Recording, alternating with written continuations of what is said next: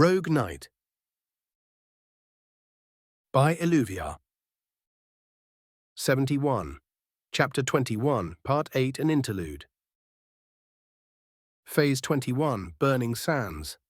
=RK=, Part 8, Briefing Room 1, Republic Cruiser Chimera. First Assault Fleet Flagship, high orbit over Geonosis. This was a mistake. Shakti, who was currently using my bare chest as a pillow, sighed. While I would love to disagree, there will be consequences. I muttered in her ear. I knew better than to hope that our escapade would go unnoticed. Master, the conference is supposed to start in 5 minutes, HK announced from behind the sealed door. I'll be activating the holo transmitters in there then, he added gleefully, the cheeky bastards. I'm starting to dislike your droid more and more every time he speaks. Who built it anyway? T grumbled and shifted a bit in a rather delicious manner. That would be me. Figures, only a Sith could have built that thing. I'm usually proud of him, though he can be a pain in the backside from time to time. You don't say. Now what? Shakti groaned and rolled off me to lay on the table. Things got a bit more complicated. I shrugged. At least she had regained some measure of control over her feelings because the storm that was screaming too at my emphatic sense was subdued, almost down to the level of what a normal person usually felt. You don't say, so you got me in the end. Shakti grumbled. Did I?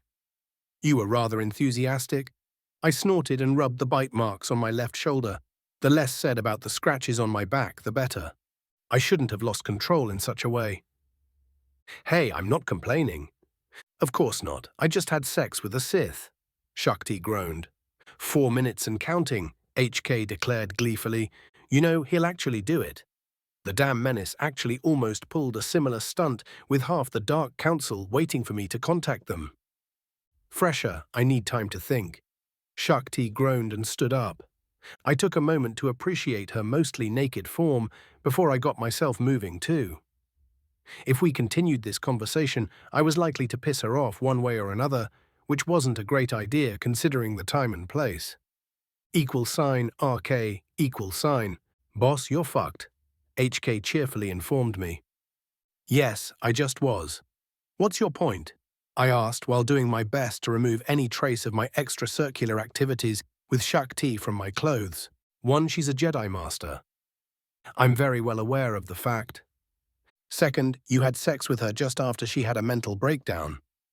I noticed that too, Shakti pressing her lightsaber to my heart and being a hairbreadth from activating it isn't something that suddenly slipped my mind.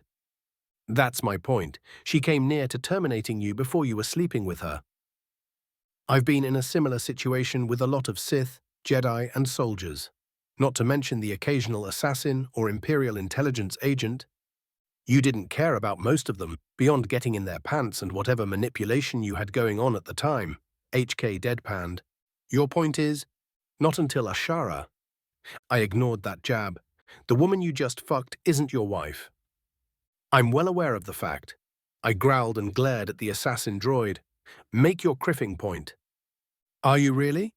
Let's see Togruta with more than a passing resemblance to Ashara Vile. Nay Zavros. Then there's her personality, which would be quite similar if it wasn't for all the dumb things she's been fed as a Jedi. Need I go on? That gave me pause. Well, yeah, Shakti looked somewhat like my wife, which wasn't a surprise.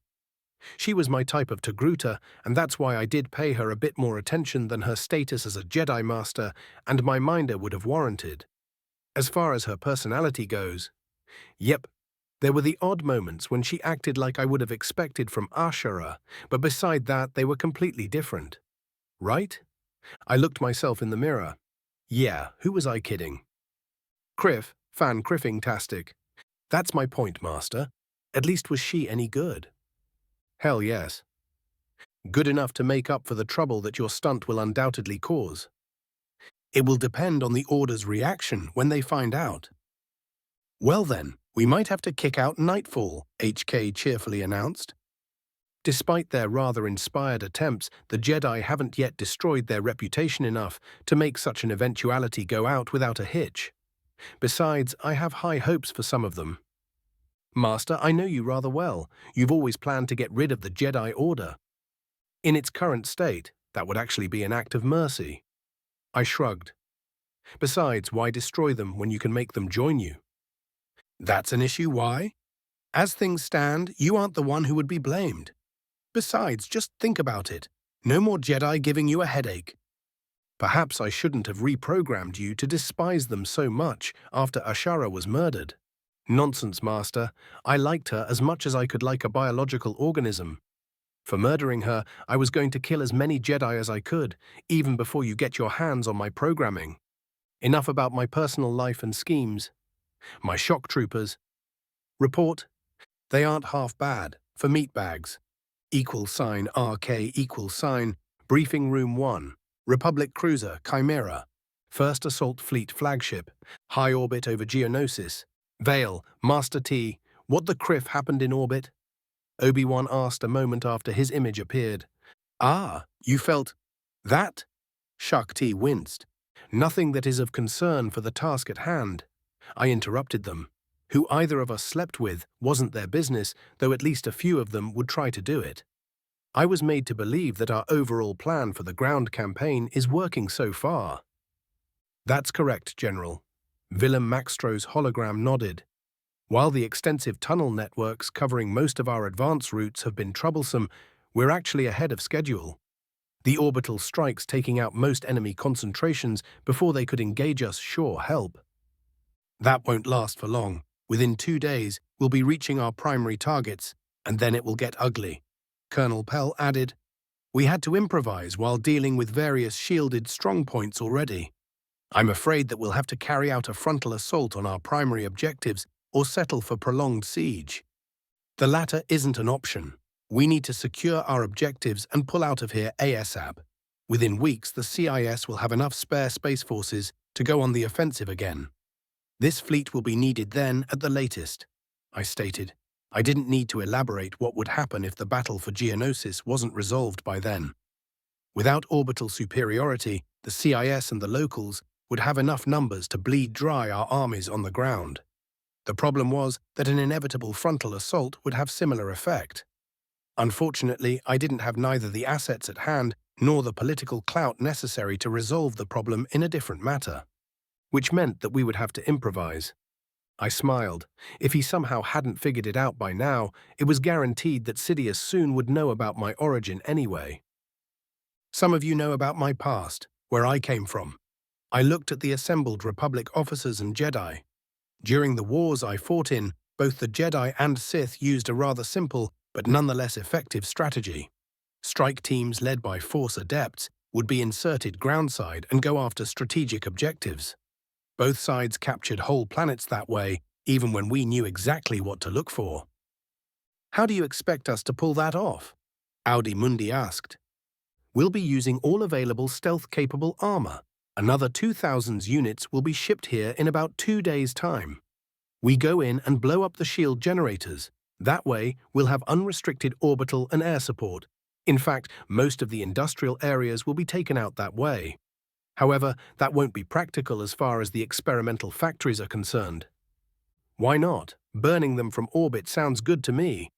One of the clone commanders quipped, we need the schematics for the new droids those places will be building. The intelligence types believe them to be something special, and it could be vital if we can examine them in detail, preferably before facing them in combat. That's a good point, Shakti frowned at me. She's been unusually cold after returning from her own trip to the Fresher and had been refusing to meet my eyes. She was also rather pissed off at the situation at hand, something that I had the sneaking suspicion that the Togruta would blame on me. For good reasons too, but that was beside the point. What units would be available for this assault? Master Mundi asked. All commando units in system, and we'll be drawing primary from our recon platoons. Makes sense. They have extensive training in infiltration tactics. Another clone officer nodded. We'll have to plan both the covert assaults and how to best exploit them, Obi-Wan stated. Contingencies for those which fail, I added. I had no illusion that all of the insertions would be successful. That too. =RK=.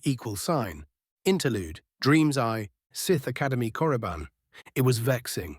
My master was officially dead. playing some criffing mind games along with the rest of the Dark Council. That's why I was back on this dust ball, in need to fight for the recognition of my new prospective master, a Sith Lord named Zash. Quite the character, that one, if all the rumors I've heard during the years were even half true. Slave, you're late. The Academy overseer that was supposed to receive Zash's potential apprentices glared at me, making me twitch in annoyance. Oh yeah, I forgot to mention, as far as most people in the Empire knew, I had perished with Baras, so I was supposedly a newly minded poor bastard who was thrown to the Tukata to be torn apart. Whoever was in charge of my backstory was apparently quite lazy, the bastard, because he had mine ripped off with just a few cosmetic changes. So I was posing as what I used to be, a former slave who had manifested his Force talents in a rather bloody and gruesome way by tearing his owner to shreds.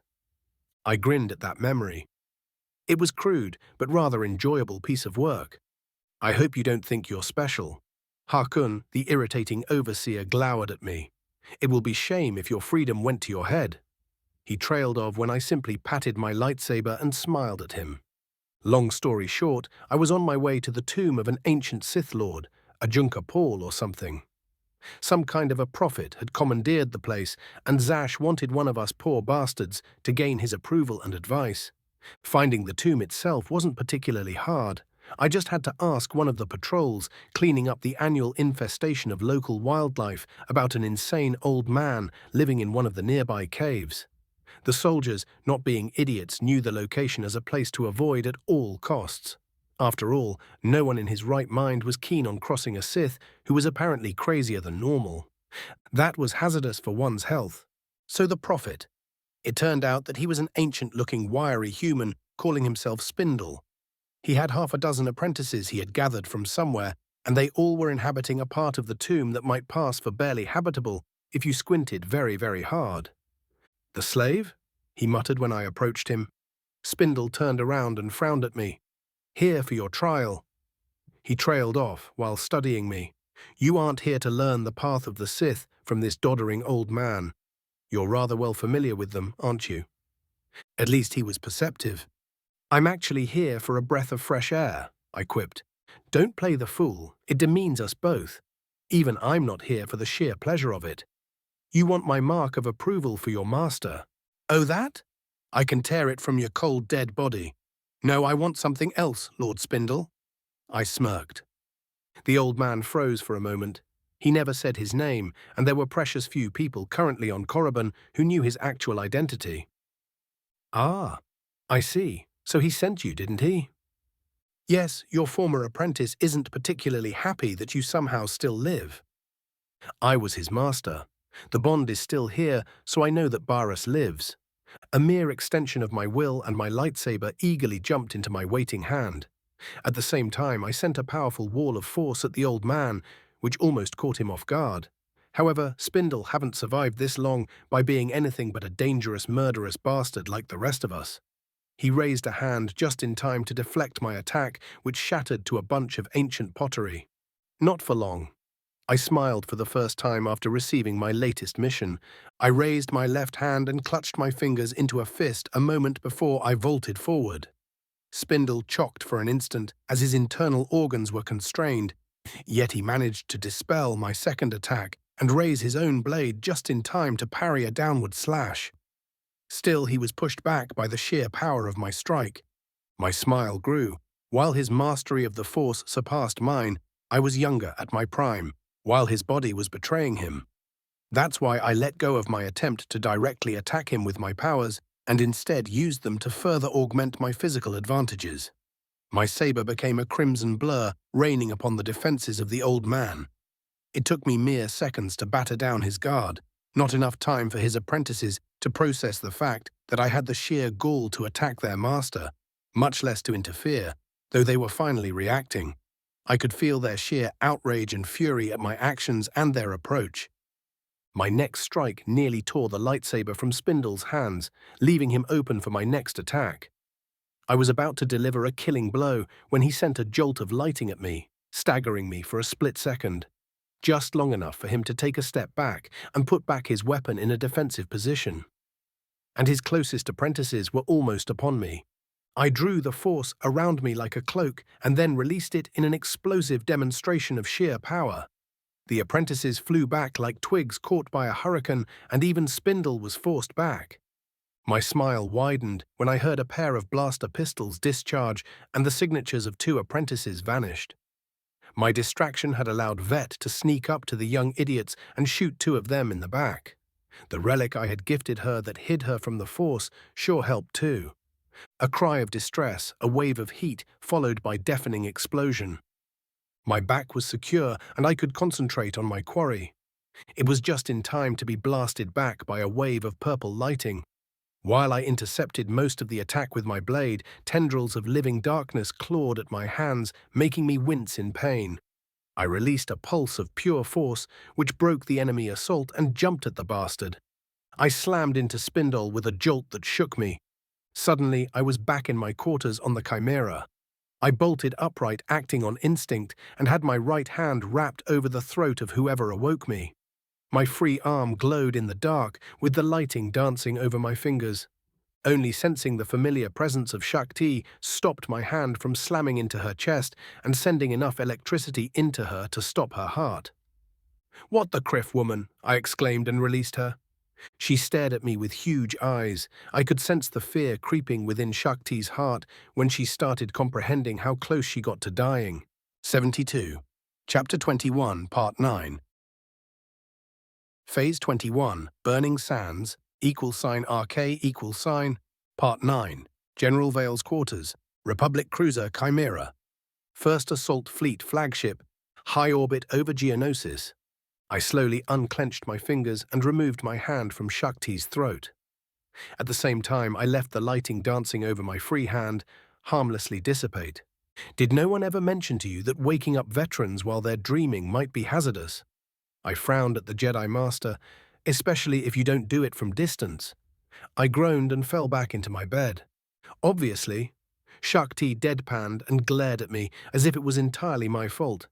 "Unless you came here because you suddenly find me irresistible," I smirked, "which given what just happened, even if true won't get me laid tonight, what exactly do you want?"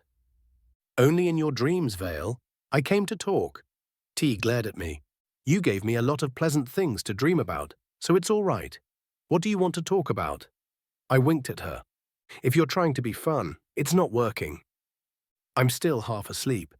Not to mention that I was still recovering from the battle meditation, so I actually needed my nap time. My being nice button is currently stuck away from the being nice position. Hint, next time you want to awake this grumpy Sith, at least bring a cup of caf. "You're impossible. I've been told so before. It was by another Togruta Jedi too." Shakti growled at me again, and this time there was nothing sexy in the sound. It was all frustration and exasperation. "It's all those feelings. I can't make them stop and it gets worse." She trailed off, sounding almost scared. According to my emphatic sense, she actually was, once her anger at me petered out. "I'm listening." I sat into my bed, looked her in the eyes and frowned. For some reason I didn't like the look of fear I saw there, even if should have made the darker parts of my mind enjoy it, thanks to the dark side. I could hear it, whispering at the back of my head. "What did you do to me?" "Ah, that's certainly unexpected." I frowned and studied her face more carefully. She looked quite tired, on edge. "You know what's happening?" There was a hint of hope in her voice. "Yeah, I'm just surprised that it hit you so soon and apparently rather hard." I nodded. That fact had a few quite interesting application for the delectable Jedi Master. "What do you actually know about the dark side? Know for a fact, I mean, and not just what you've been fed at the temple?" I asked, while doing my best to shield my amusement away. I was almost 100% sure that I would find the Jedi's interpretation hilarious, but laughing my ass off at them right now would be counterproductive in a lot of ways. "It's the dark side," she exclaimed, looking at me as if the answer was obvious. "Humor me, please." I spoke calmly and stared at her. Shakti huffed, but continued speaking. "The dark side corrupts everything it touches. While it gives a shortcut to power, that is at the price at one's sanity and principles, even if sometimes the consequences take a bit of time to manifest. It twists you, turns you against everyone and everything you hold dear. She gave me a pointed look. Its powers are no match for a fully trained Jedi who has the light side as her ally. Further, thanks to a Jedi's training and ability to keep their emotions at bay, we have advantage when facing a dark side wielder. We don't make mistakes in the heat of passion that could be exploited to bring us down. That's it. That's the short version. We would be here for at least a week if I'm to give you the long one. Well, there are at least a few grains of truth in that explanation. I trailed off. That actually wasn't particularly surprising. However, if this was what even a Jedi Master could tell me on the top of their head, any half-competent Sith from my time would have had a great time of twisting today's Jedi until he had turned most of them. Relatively easy, too. You couldn't really protect against the dark side if you weren't reasonably familiar with it. In hindsight, today's Jedi were actually lucky that Sidious planned to exterminate them wholesale instead of going the more traditional way and doing his best to build an army of fallen Jedi. The latter would have been even more successful than his original plans if handled correctly. Where to start? You have to understand the nature of the dark side in order to handle it with any reasonable expectation of not eventually falling. That got her undivided attention. Considering that I very much prefer you saying, "I'll have to teach it about it, and you will listen." My voice brooked no argument. Shakti's anger flared, but she was able to put it back under a reasonable amount of control. For the moment, at least. Calling the dark side evil is a misconception, though anyone with intact mental faculties could see where that comes from. The truth about it is simple. It doesn't care for the morality of most sapient beings in the galaxy. Do you consider a hurricane to be evil? An earthquake? A storm? The Force is a part of nature. By definition, neither part is good or evil. However, they emphasize different aspects of nature, different mindsets. How so? You don't see Jedi going around torturing and killing people. Again, with a morality that doesn't really apply in this case. It is true that the light side excels in healing, protection, conflict resolution. On a larger perspective, its wielders are usually better for maintaining a community and working for the betterment of the group as a whole. It emphasizes the betterment of the whole over that of the individual. It excels during peacetime and in maintaining that peace.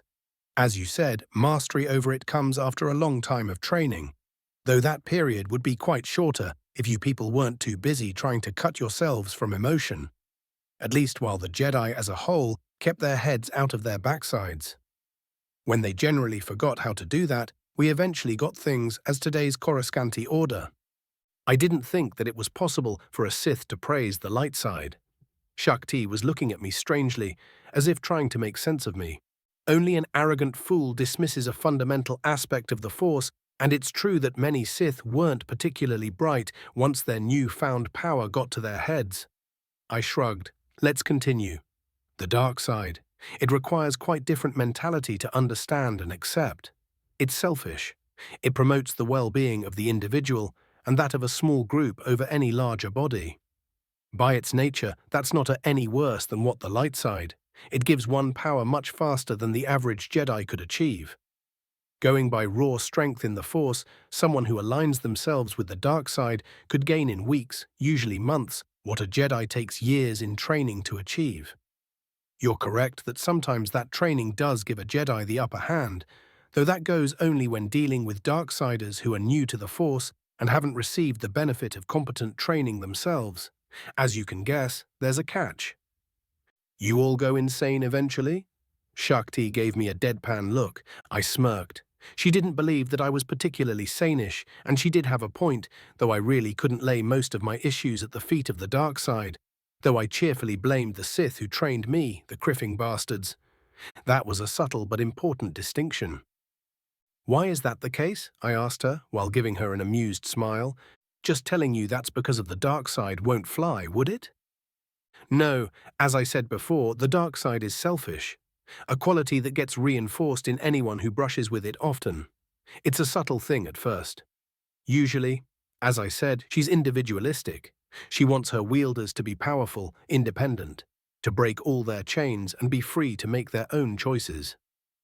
In that regard, the Sith Code is more accurate than any version of the Jedi one I've seen so far.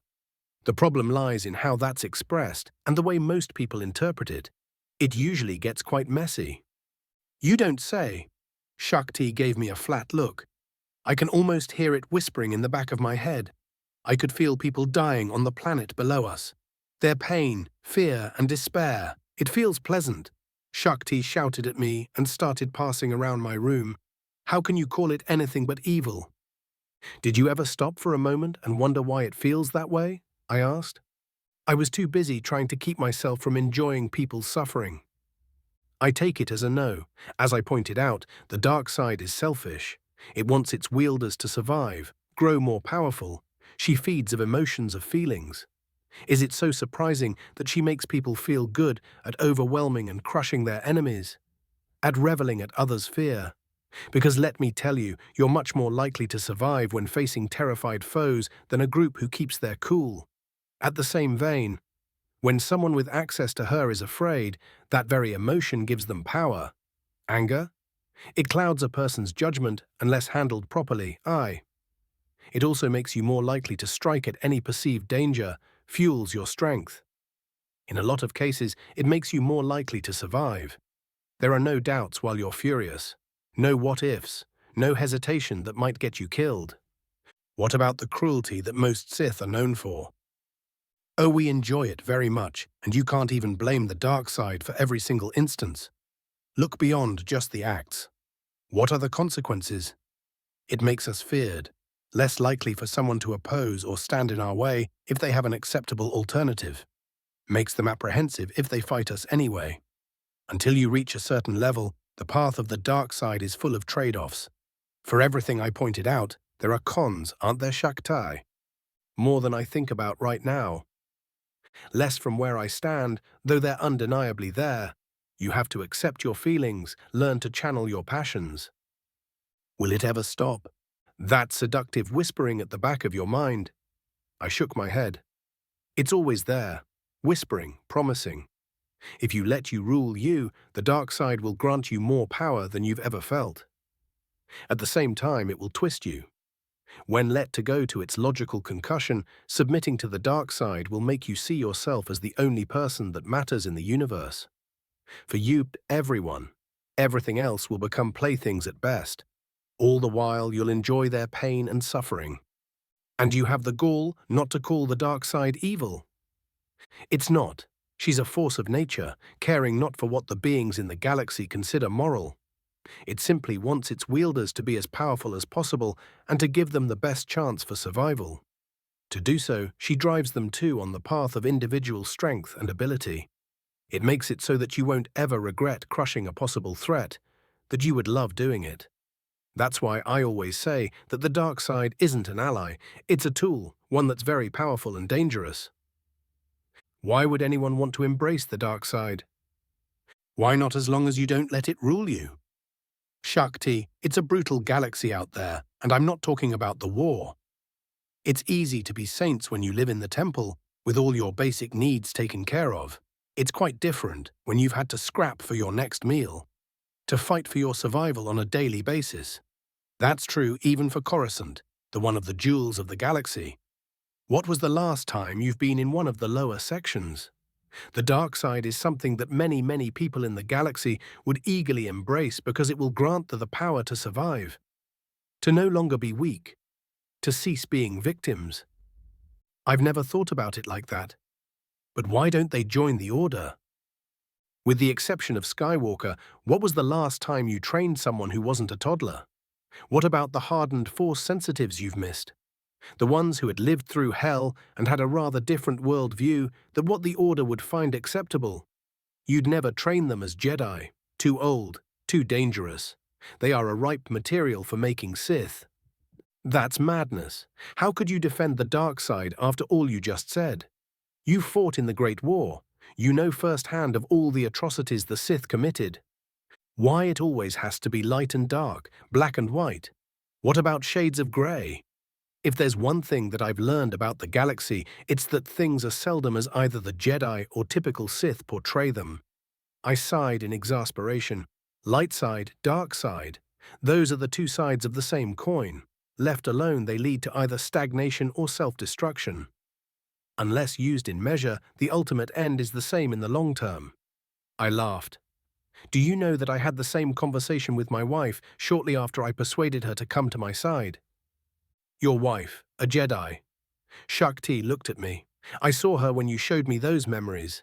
I still find it hard to believe that a Jedi married you. She saw the truth of the matter. I shrugged. Ashara. I smiled. She never turned, no matter how persuasive I was at the times. She kept me sane. She understood. I spoke wishfully.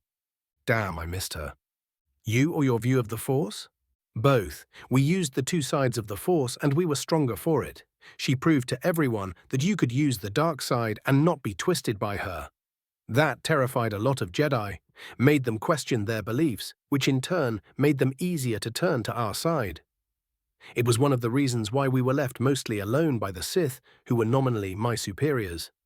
The fact that I was a Lord of the Sith in my own right at the time, with my ascension to the Dark Council as a very real possibility, sure helped in that regard. It sounds so easily. It's not, but it's worth it in the end. Shakti, this war, it's going to get much worse before it ends. If we can hold on for the next few months, we'll be equally matched with the Confeds for at least a year or two, before we could conceivably start turning the tide. By using the dark side as your tool, by embracing your emotions, you're that much more likely to survive what's to come. I don't want to see you hurt, or worse. She sat on the bed next to me, looking lost. I'm not her, you know.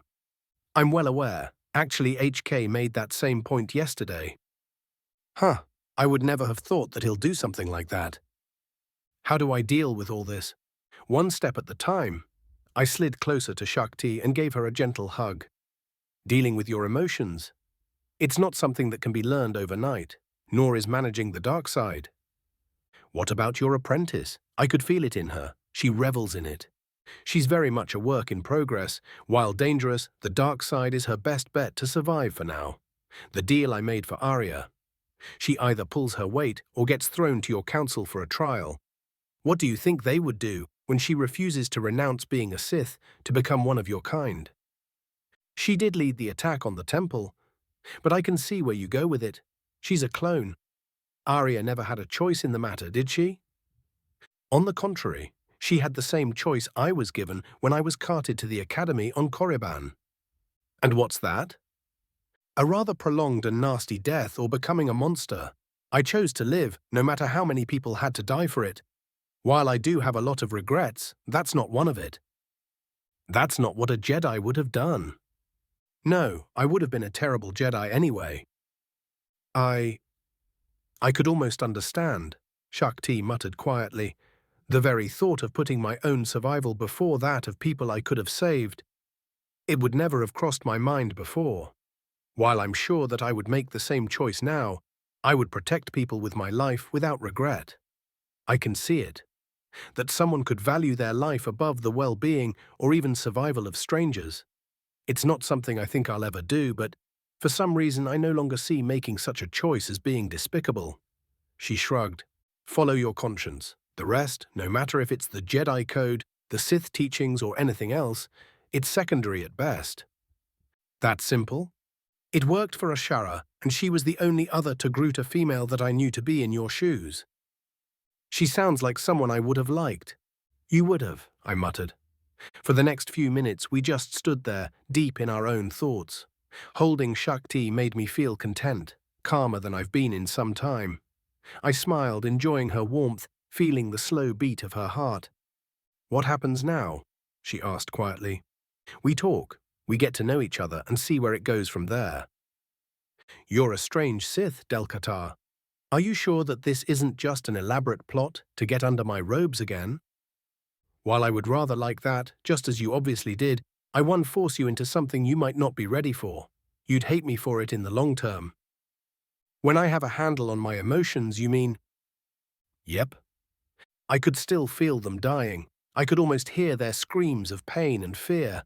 It's worse than almost anything I've sensed before. Now that you're no longer suppressing your emotions, as a matter of fact, your connection to the Force is stronger, sharper. What you feel is a natural consequence of that. Tomorrow afternoon, we're supposed to deploy for the final push. I don't know how I'll handle it firsthand. I pulled her closer to me and kissed her temple. It will be hard. My advice is to channel your feelings. The anger you feel at all the deaths brought by the Confederacy, the fear you feel from the people on Geonosis, everything. Use it with a purpose in mind, so you could bring a faster end of the fighting. In the end, that's what really matters. By winning this war in the fastest, most efficient way, we'll do the most good. That way, less people will die, there will be smaller amount of wounded and crippled, less lives will be destroyed. It's never that simple. No, people make mistakes. The other side gets a vote. That's why we call them the enemy. The war warps everything it touches. Think about it. People can't comprehend the scale at which we fight, even in this day and age. Billions in the double digits. That's how many people had died already, and the war hadn't really hit its stride yet. Once our economy is fully on war footing and we start building up our armies and fleets, it will get much, much worse. Sometimes I wonder why we fight. Because each of us believe in something worth protecting or achieving. Because not doing so would be worse in the long term. Because no matter how bad this war goes, I have the feeling that what's to come would be orders of magnitude worse. Why do you fight, Del Qatar? It's not the Republic, that much I know. I have my reasons. I fight for the future. That's not an answer. You're simply lacking the context. One day you would know. Shakti's heartbeat and breathing slowed down as she fell asleep in my hands. I gently pulled her next to me in the bed and used the force to throw the cover over us. I smiled, feeling content to simply hold the sleeping woman, content to forge the war for a bit, or the fact that tomorrow all hell was going to break loose on Geonosis. 73. Chapter 21, Parts 10 and 11. Phase 21, Burning Sands. =RK=, Part 10. Arklor-Onya Cave Complex. 15 kilometers from CIS experimental droid factories. Geonosis. Full Clixit, the field commander in charge of the local Geonosian garrison, was surveying rows of hastily built defenses. The caverns he was tasked to protect were supposed to be a heavily defended death ground, which would bleed any Republic force dumb enough to attack through them. That was the original plan anyway. There was a reason why lately Full Clixit had been a particularly angry Geonoisan. First, Republic interlopers weren't supposed to attack Geonosis for at least a week and a half. At least that's what all intelligence types, both Geonosian and Confederate, were swearing left and right, until the enemy attacked, that is. Nor were they expected to swiftly demolish the major fleet elements in system and to dismantle the orbital defense network in less than a day. The Republic fleet did that too, and not only that, but the enemy somehow managed to infiltrate the planetary shield generator complex and shut down the defensive screen, protecting Full Clixit's homeworld. That was simply adding insult to injury. Just to make him hate them even more, then the Republic ground forces started advancing at previously thought impossible rate, though that was mainly due to the way their fleet gleefully blew up anything that even remotely looked like an obstacle. That left Full Clixit in a bind. The speed with which the Republic forces advanced after landing made an otherwise grave situation almost catastrophic. The Arklor-Onya caverns were vital for his people. Just beneath them was a major transportation hub, one that had remained unscratched during the Republic's previous visit. It was literally one of Geonosis's lifelines and had to be protected at all costs. It should have been brimming with fixed defenses, making any assault on it a suicide. It was too bad that after the previous invasion, the Geonosians were unable to rebuild and reinforce everything they needed for this repeat performance. The field commander's mandibles clicked in annoyance. There were supposed to be 2 engineering battalions making this place a fortress. However, by the time the enemy was in orbit and bombard anything important that wasn't under a theater shield, only a single engineer company had started working on fortifications. The rest of the 2 promised battalions never materialized. At least the members of the workers' caste who were present had outdone themselves, though that was a cold comfort for the elite. The enemy vanguard was 2 hours ago, and everything outside the cave networks and the shields protecting them had been liberally bombarded by ion cannons, transforming all weapon emplacements out there into useless lumps of metal and fused circuitry. On the bright side, the very reason why this place was an important target for the Republic was its greatest advantage.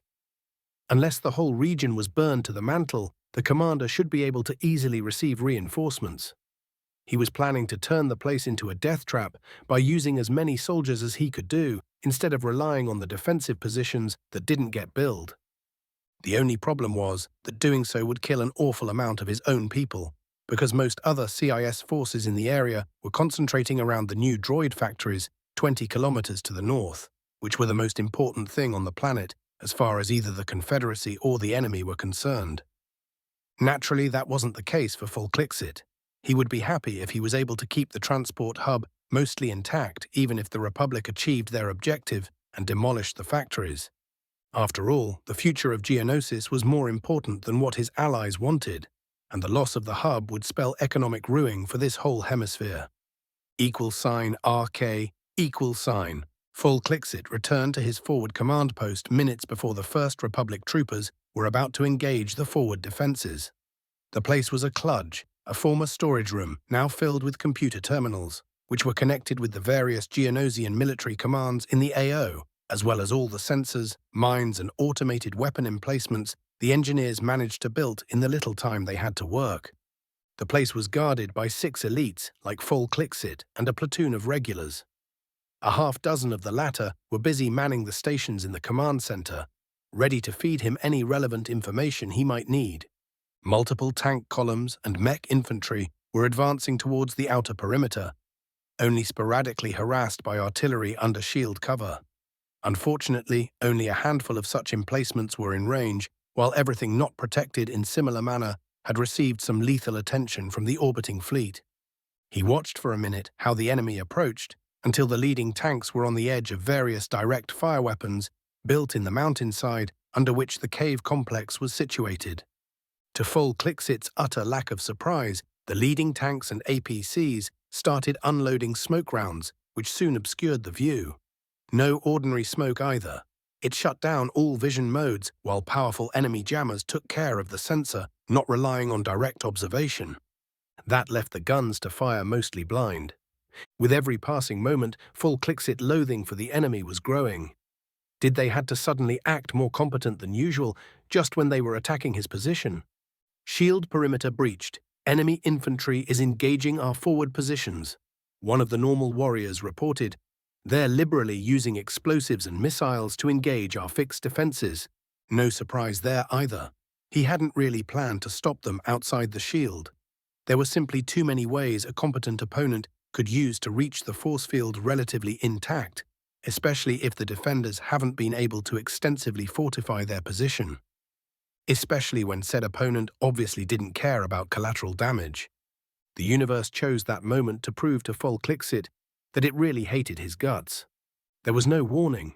One moment everything was as expected, and in the next, the far wall exploded inward, showering the command center with fiery pieces of burning metal and scorching stone.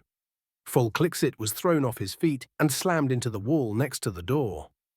Before the commander's mind could register what was happening, the survivors of the explosion were hosed with automatic blaster fire. Only Volklixit and one of his elite guards were tough enough to survive the initial onslaught. While the commander was busy staggering back on his feet, the rest of the command post's guard detail stormed through the door, only to be engaged by the attackers as they filed in.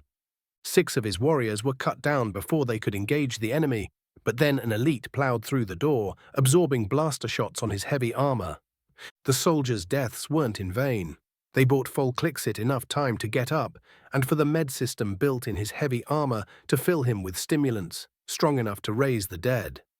The commander roared in defiance while the weaponry built around his arms unfolded. His HUD sprang to life and tracked the attackers. Republic scum. They were like ghosts in the smoke and twilight reigning within the CP. Some almost faded from view, but their outlines could still be seen within all the crap in the air. It was good enough. The heavy blaster around Volklixit's right hand spoke and tore apart the nearest clone. The commander roared in fury and charged the enemy. The surviving elites followed his lead and sprang towards the nearest humans, followed by their lesser brethren. What followed was a vicious, bloody affair. A clone was eviscerated by a vibro blade, before the upper part of his torso was blown to pieces by a light sonic cannon. Another was trampled under the cybernetically enhanced bulk of an elite after futilely emptying the magazine of his rifle into the heavy chest plate of the Geonosian. One of the Republic troopers activated his flamethrower, turning two of the smaller locals into living torches whose tortured screams echoed throughout the cave system. He didn't have time to appreciate his work because Full Clixit was upon him in an instant, gutting him with the blade mounted under his light hand. The concentrated firepower of a Republic squad brought down an elite after its members had the presence of mind to take out his legs first. Their victory was short-lived because it gave enough time for twice their number of Geonosians to swarm them. The clones died under the blades and sonic weapons of the locals, but not before the last of the Republic troopers detonating a pair of frag grenades as he was gunned down.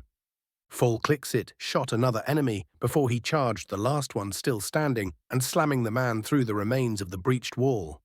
He finished the clone by slamming his armored foot through the man's helmet, shattering it like an egg. The Republic has criffing invisible infiltrators now? Full Clixit growled once the adrenaline and stimulants racing through his veins started tapering off. Criff all intelligence fools, the commander seethed. I need a status report. What else did they attack?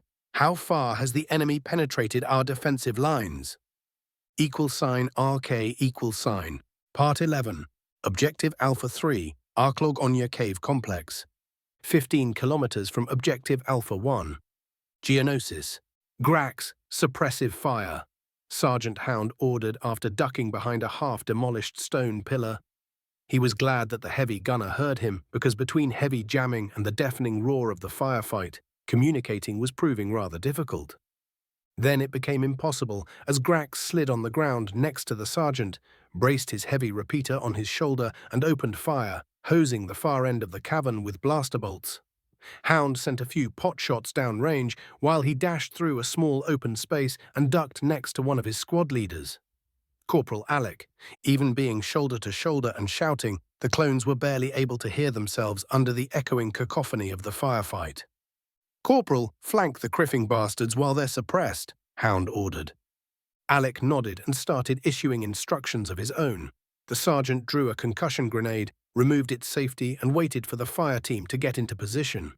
The corporal prepared a smoke grenade, nodded and Hound threw the explosive. 2 seconds later, the clones were buffered by the shockwave of the concussion grenade. Grax and 2 squads of riflemen laid in heavy suppressing fire. Alec threw the smoke grenade, which promptly blew up, obscuring the cavern. The corporal and his men dashed forward, keeping as low as they could. Felix didn't keep his head close enough to the ground, the poor bastard. A heavy blaster bolt caught the right side of his helmet. The armored alloy bubbled like wax put under a blowtorch. The sheer kinetic force behind the strike staggered the man and probably broke his neck too. But that was superficial after his skull was already boiled by the thermal release of the hit.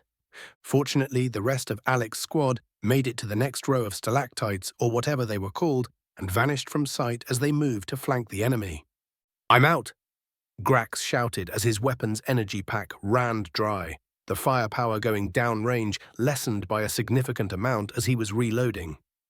Hound popped a smoke grenade and sent in the middle of the cave, re-establishing the temporarily cover for his brothers. Dex, Rock, get your squads ready. When Alec hits them, we're advancing. Prepare to pop smoke and lead with concussion grenades.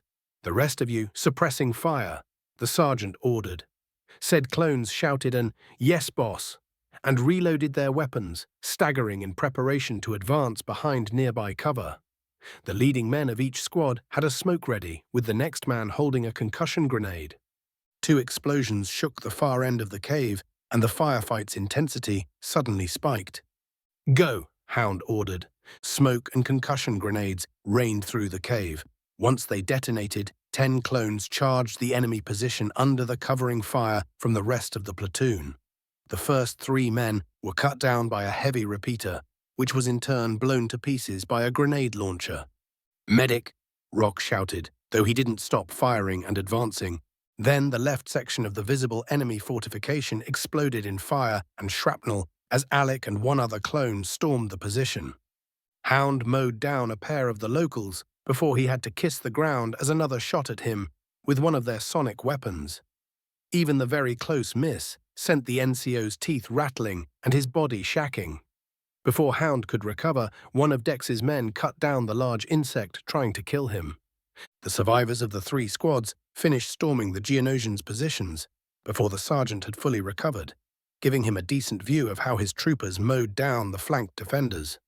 Soon enough, the rest of the platoon was there, securing the position against any unpleasant surprises and a possible counterattack, while the medics were busy tending the wounded.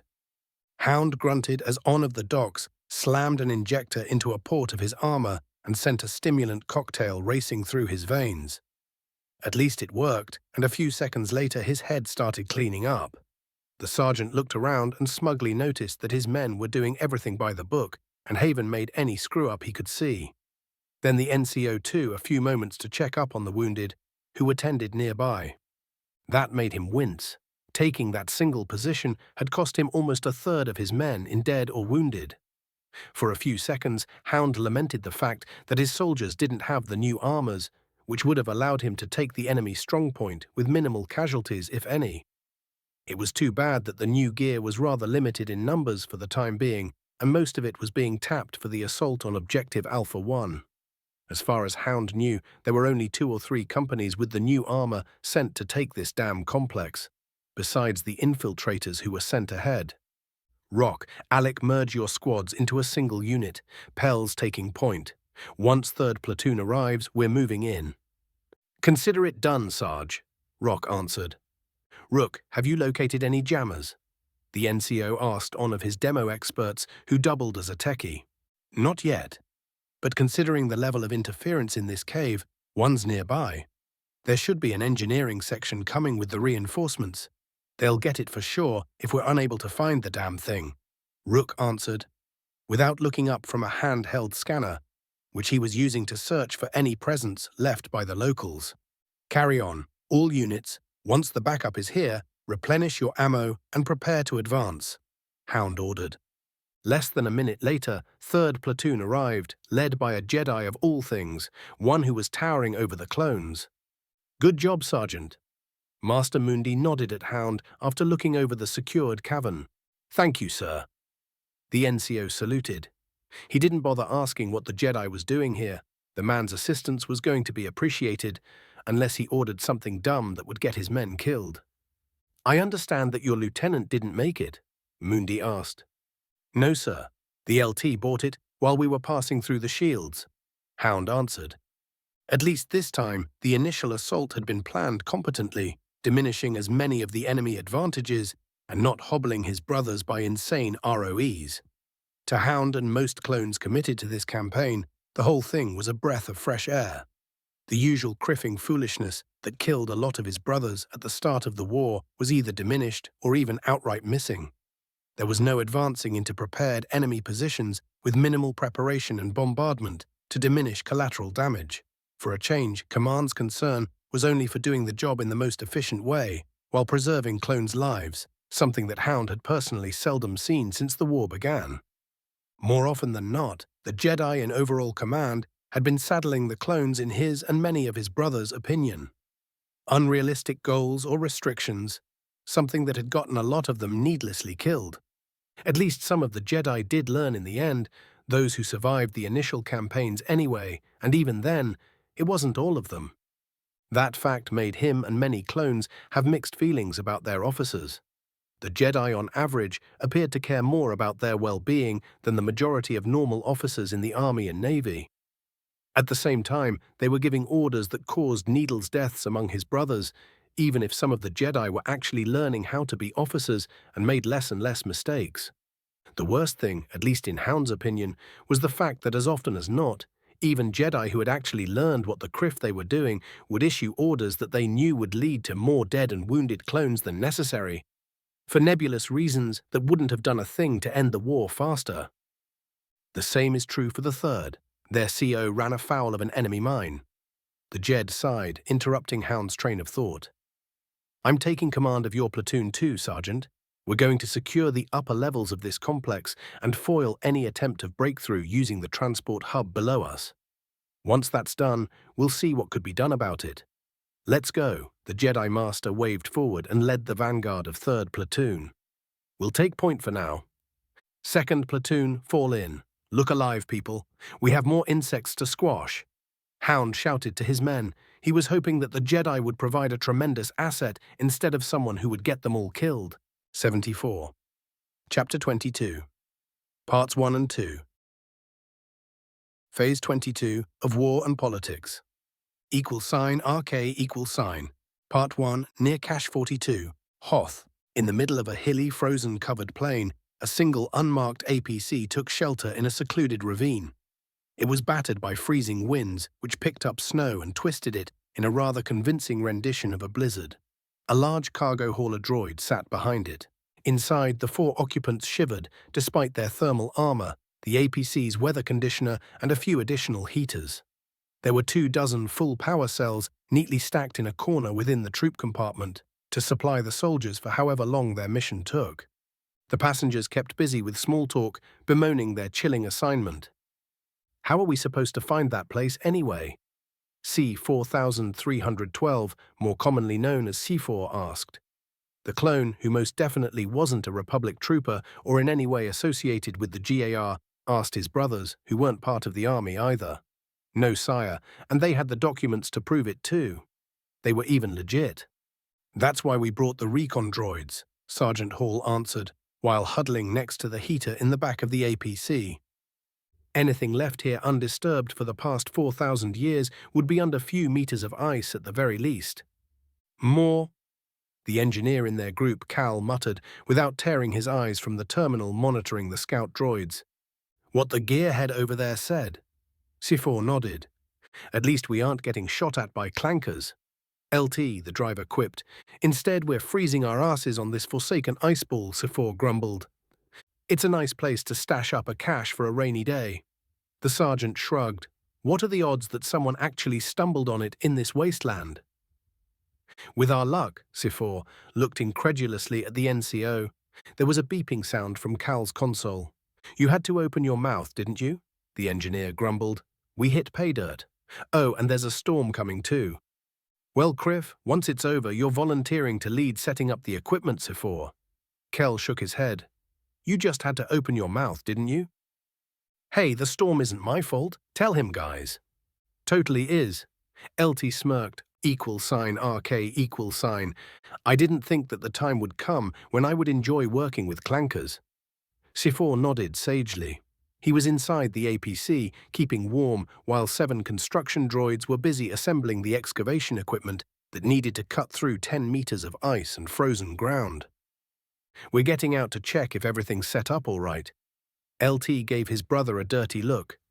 You're the gearhead, the trooper whined. I'll only slow you down. He might jinx it, buddy, Cal added from his comfortable seat in the front. How many times should I repeat myself? The storm wasn't my fault. C4 groaned. What about that mess on Geonosis? What? You can't pin that on me. Tit was those commando maniacs who brought that clanker battalion on our heads. Uh-huh, the baby rankers in that pirate base we hit last month. They were kinda cute. C4 muttered quietly. I knew it. It was totally your fault. Enough. Just get out and check the gear. It should be assembled any minute now. What about you, Sarge? I'm feeling merciful today, so I'm not sending you on a recon out there just to spare myself a headache. Move! Hall glared at his brothers, wondering who he pissed off to be saddled up with this bunch of jokers. =RK=. Sarge, how are we supposed to get down there? Cal asked. For a change, the driver had dismounted too and was peeking at the rather steep and smooth hole leading to the upper part of a metal door. The rest was still buried under a loot of damp, half-frozen soil. We have climbing equipment as well as a few grav harnesses, like those used by the shock troopers. Damn, you expect us to use something certified by those lunatics? C4 winced under his tightly sealed helmet. So far, his thermal armor was working as advertised, so he hadn't started freezing. Yet. You're volunteering to test them. Nah, I'll pass. That wasn't a suggestion. What did I do to deserve that? Where should I start? Go get kitted. Hall pointed at the nearby cargo hauler. =RK=. 4 lost droids and a lot of improvisation later, the clones entered the underground complex. On a first look, it looked like a bust, just a damp, dead-end corridor. That didn't deter Hall, who, following his instructions, went halfway to the end, turned right and tapped 4 specific places on the wall. For a few seconds, nothing happened. Then a cringe-worthy grinding sound echoed in the small space. A panel slid up, revealing a camera and pair of bulky sensor pods. Identify yourselves. Sigma 4, Beta 9er, 24,000, 143, 56,000, 141 Gamma Delta Omega. The sergeant carefully pronounced each word and number. Code accepted. Password is Eldar. Farseer. Password accepted. Insert key. A small opening appeared in the end of the corridor. Here goes nothing, Hall muttered. The sergeant retrieved a tiny black box from his belt and inserted it in the keyhole. A few tense seconds of waiting followed, until a wave of static washed over the clones. Then they heard the unmistakable sound of magnetic clamps releasing, and the blank wall slid back, revealing dimly lit grey corridor. Our target's in the far end of the facility. Another team will be checking for anything else of use. The sergeant muttered as they walked between 2 rows of sealed doors until they reached a massive blast door at the end of the second corridor. Additional authorization required to access Omega-class items. TK01526,000, 642 5000, 123 6553D, code phrase Cherry Blossoms. Authentication successful, releasing Omega cache into your custody. Have a nice day. The armored door, which looked like it could shrug off multiple turbo laser shots, opened with a quiet hiss, only to reveal a small room with 4 metal containers placed on a plain table. Hall had expected something grander from a chamber supposedly containing superweons. He went to the containers and looked over the inscription on their tops. 3 of them meant nothing to him. The 4th, however, was his target. It was a simple thing, 2 letters and 2 numbers, CN 12. Just to be sure, the sergeant carefully unlocked the box and looked inside. Yep, 2 rows of chips within a stasis field, as well as a pair of ancient datapads. He sealed it again and waved to Cal and C4 to pick it up. They were done with this frozen waste. =RK CIC, Republic Cruiser Chimera, First Assault Fleet Flagship, high orbit above Objective Alpha, Geonosis. Admiral on deck. One of the troopers guarding the cruiser's nerve center shouted when Yularen stepped out of the turbolift. Carry on. The Admiral snapped, while anyone without something important to do was busy standing to attention. Commodore, give me a status report. Pelion nodded and pointed at the main screen.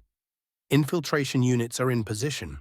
We're conducting ion strikes all over the AO, while simultaneously bombarding all no-enemy positions, which could be used to reinforce Objective Alpha. The assault on the hub is in progress. The Commodore pointed at a rather large mountain near the primary target. There were multiple friendly icons all around it. The diversion force is at the jump-off position, and the units tagged for the main assault are ready to exploit any opening. It will have to do. Air dominance. We have 1/3 of our remaining small craft on call, as well as 6 frigates for close orbital support. It's time to see if the General's latest brainstorm is going to work. It had better. He's down there too.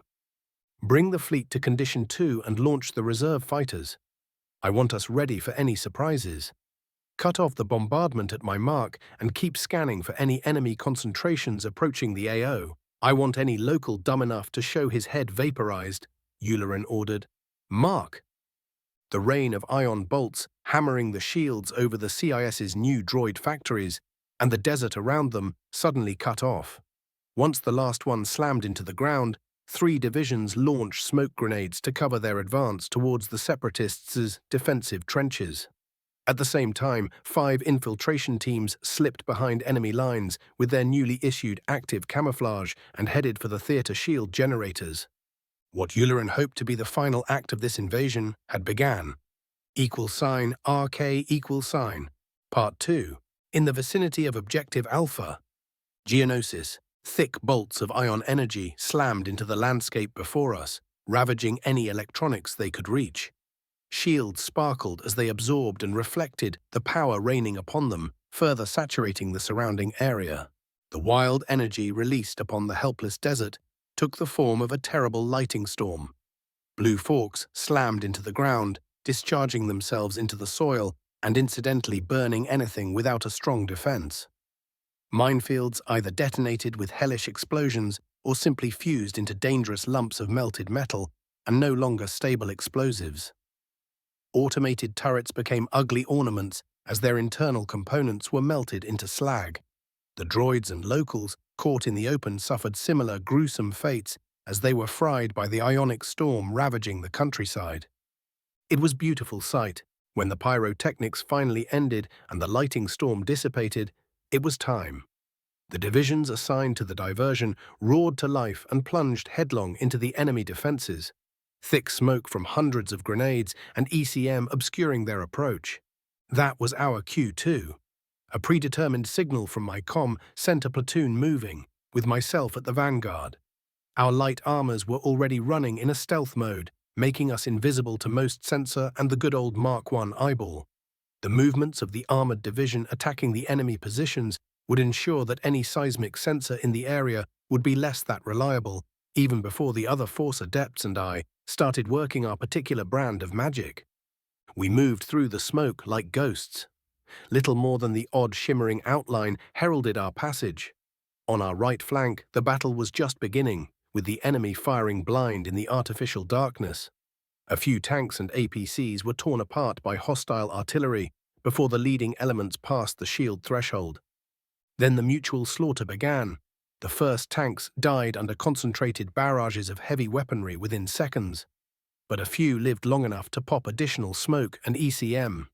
The mad brew created by our engineers started spreading within the protective bubble, giving a fighting chance to the second wave of armor. The battle was starting in earnest when we passed through the shields and jogged towards a large boulder, which was anchoring two enemy trench lines. When we got close, I enhanced myself with the Force, something that was finally starting to be less painful, and reached the top in a single jump. The squad of locals who were using the place as a forward observation post never saw me coming. I landed on the nearest one, crushing him beneath my boots. Moving faster than the Geonosians could follow, I slammed my right fist in the head of the nearest still-living separatist. The vibroblade built in my gauntlet extended and pierced his skull without even slowing down. In the same time, I had raised my free hand and directed the Force to choke the life from his partner. The remaining pair of locals had enough time to click in surprise and start raising their weapons, before I telekinetically picked them up, and slammed them into the rust-colored rock. There was no time to waste. The observer's death was going to be noticed any moment now. I went to the edge overlooking my platoon and pulled them up with the Force. They wasted no time and jumped down the other side of the rock formation, relying on the grav harnesses I insisted everyone carry. I was the last one to hit the ground. The impact made me stumble, and all that preventing my helmet from kissing the sand was Boyle's helpful arm. Criff, using the Force to conceal us all in addition to everything else, was a murderous after the stunt I pulled earlier with the battle meditation. I forced the pain and dizziness away, straightening up. I knew I wouldn't be able to keep this level of Force use for much longer, though I really needed it until we were past the front line. Go. We need to keep moving. I hissed and followed my own order. If it wasn't for the Force shenanigans I was pulling out, we would have undoubtedly have been noticed the moment I dispatched those observers. The sheer strain brought me to a near collapse, but we did get behind the front lines and into a small crevice that, as far as we could tell, wasn't under active observation. Then I allowed myself to release the concealing technique and fell to my knees. "General, are you all right?" Waxer sprinted to my position when he heard me fall. "Do I look all right?" I managed to croak while I was patting my harness for the last dose of the drug I brewed a few days ago. It took my shaking fingers a couple of attempts, but I finally twisted off the cap. Then I put the bottle down and wrenched my helmet off, becoming visible. The next thing I know was the alchemical concoction sliding down my throat, scalding my insides. A few seconds later, the shacking subsided, and I could feel myself being rejuvenated. I took a deep breath of the hot desert air and put my helmet back on before reactivating the active camouflage. "Let's go," I ordered after using the force to further cloak our movement. Hopefully, the rest of the strike teams were handling their tasks better than us, because I didn't think that our luck would hold much longer. It was a miracle that the enemy wasn't already looking for us. RK, $. This might have gone better, Ahsoka grumbled. The young Togruta was busy deflecting blaster bolts, while her command unloaded shot after shot in the ranks of the droids, closing in on her unit. The Force clearly hated her. That's the only way she could explain the ground falling away from behind her platoon to reveal a tunnel chock full of killer robots. The only good news was that the droids were as surprised as the clones who fell in their midst, allowing Ahsoka to save a few of her men thanks to some fast thinking and the Force. Even then, 3 people were shot before they could react to finding themselves surrounded by the machines.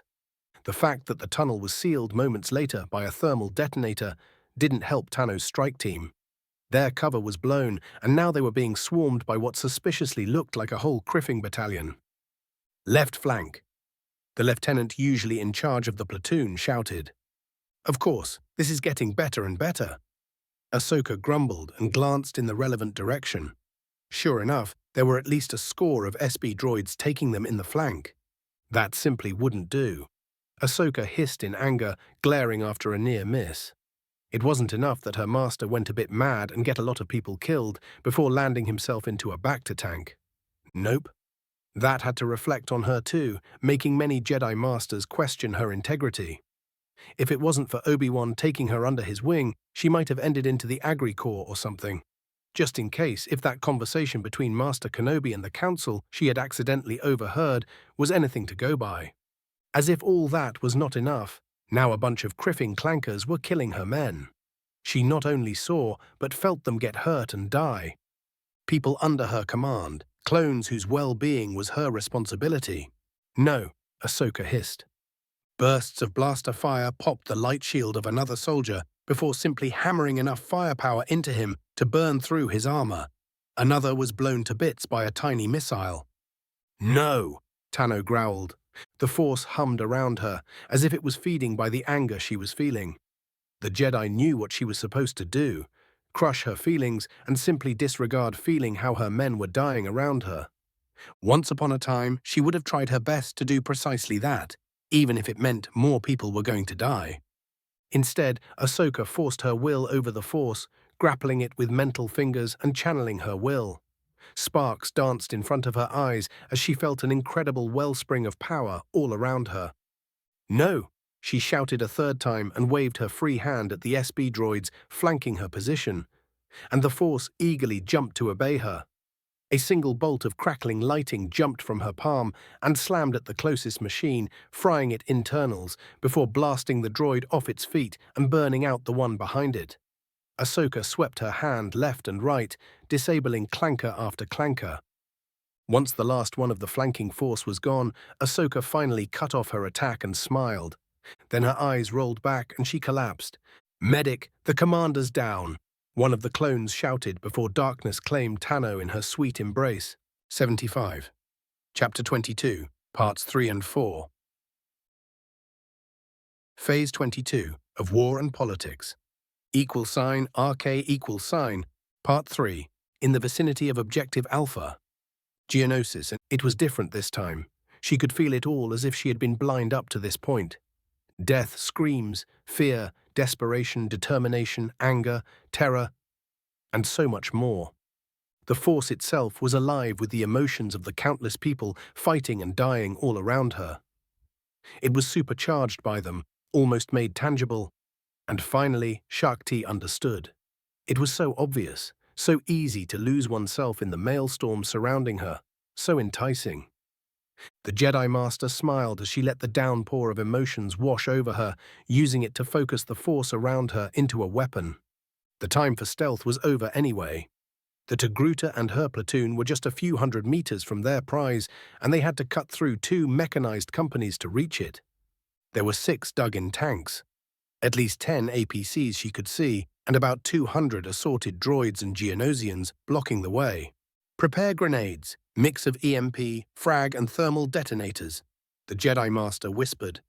The invisible troopers behind her complied, each of them removing explosives from their harnesses. Shakti took a deep breath and let her mind expand outwards until she could sense each grenade. Then she pushed even more and her consciousness flew over the enemy lines. She could feel the locals' alien minds as they huddled in their trenches, the cold, uninviting presence of the droids and the dull shapes of the vehicles. The Jedi fixed that image in her mind and she picked up the grenades. The EMPs flew first, streaking towards every concentration of droids. They were followed by frags aimed at the locals and the thermal detonators dashing under the vehicles. The enemy saw what was coming, shouting and pointing at the raining explosives. A few had the presence of mind to try shooting the incoming ordnance, while most simply stared in disbelief. That feeling was suddenly replaced by shock and pain as the CIS position were claimed by fiery death. Scores of droids fell down with their electronics burned out. Dozens of the locals died from the explosions or were cut down by flying shrapnel. In the same time, tanks and APCs were consumed by fusion fire that melted anything unlucky to be close enough. "Go!" Shakti shouted and surged forward. The Jedi's lightsaber flew into her outstretched hand, igniting in mid-air. Her stealth field cut off, and the energy was automatically dumped into the shield forming around her as she sprinted forward. The clones followed her, shooting at anything that moved. A few of the shocked survivors from the surprised attack tried to fight back and were gunned down for their trouble. The Republic soldiers were almost through when additional defenders sprang from around the generator. They were a mixture of SB droids and Geonosian warriors, led by a pair of massive locals who looked closer to walking tanks than to their lesser brethren. Shakti deflected the few blaster bolts sent her way and jumped in the midst of the closest enemy group. She reflected a handful of shot while flying through the air and sent a telekinetic blast forward before she hit the ground. Her attack threw the droids off their feet, leaving them easy prey for her flashing blade. Meanwhile, the clones were hammering shot after shot in the last line of defense, cutting down the locals one after another. Grenade launchers spoke, shattering the enemy flank farthest from Shakti, while the center simply melted under the relentless barrage of blaster bolts. That left the Jedi to deal with the pair of giant locals sprinting her way. They opened up with blasters built into their right arms, while long vibroblades extended from under the left. A squad of clones tried to take elites down before they reached their general, yet their accurate bursts blaster fire splashed harmlessly over the tough armor of the overgrown bugs. Shakti shook her head at the men charging her. The Force was still singing all around her, begging to be used. The Jedi raised a hand and pointed at the nearest enemy. She picked him up and slammed him into his buddy, sending them both tumbling through the sands. The Jedi Master picked up the same elite and used the Force to crush the life out of him. The Togruta frowned when she felt the life deserting him. Her instincts howled in victory. She felt sick, sweet satisfaction at taking a life through the Force. It made her feel exhilaration, yet at the same time, it felt somehow wrong, off. Her sudden confusion almost let the remaining elite surprise her as he found his footing and sprinted at her, waving his vibroblade like a madman. Shakti got out from her stupor just in time to roll away from a vicious swing. She wasted no time and riposted with her lightsaber. Her emerald blade caught the alien's right hind leg at the joint, and the insectoid stumbled with a cry of pain. The Jedi let him no time to recover, and jumped on his back. She thrust her blade at the base of his skull and held it there for the few seconds it took to melt through the armor, despite the Geonosian's attempt to shake her off. The armor yielded, and the local died when the laser sword boiled his brain. "Set the charges and let's get out of here," Shakti ordered. She glanced at the troopers and smiled. The demo experts were already halfway to the generator. Now if only they could hold on until reinforcements arrived. $RK, $. "Ma'am, why aren't we attacking the generator?" The lieutenant commanding her assigned platoon asked Arya after ducking under a sonic blast. "We're a distraction." She deadpanned and threw a frag downrange. "That's those divisions' job, not ours. We've got an insane killer droid on our side." The Sith apprentice spoke just as her grenade detonated, tearing apart a couple of the insects. You could have mentioned this before. Need to know. Besides, this way's more fun, Arya chuckled. The ground shook and a massive explosion washed over their heads, throwing a pair of clones who weren't hugging the low cover off their feet. A few moments later, once the echo of the massive detonation subdued, the clones could hear heavy blaster fire and explosion coming from behind the enemy lines. Arya peeked up from the small ravine she and the LT were using for cove. HK was over there, having fun with a heavy blaster.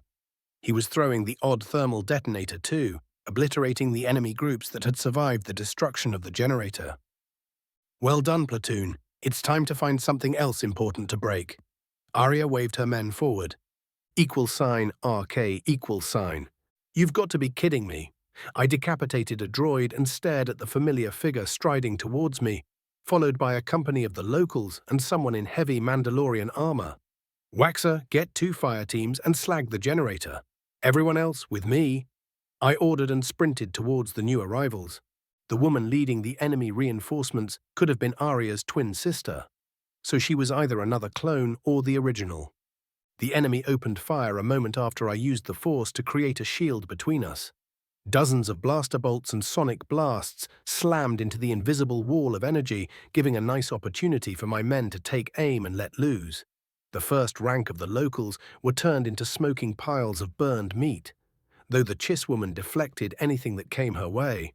The huge Mandalorian behind her simply shrugged off anything that hit his armor. I grit my teeth and let the shield fall. I simply didn't have the strength left to maintain it any longer, not if I had to face off against a dark Jedi. Before the defensive screen dissipated, I rolled around a nearby rock, neatly avoiding a bunch of the green stuff that the locals loved to shoot at us.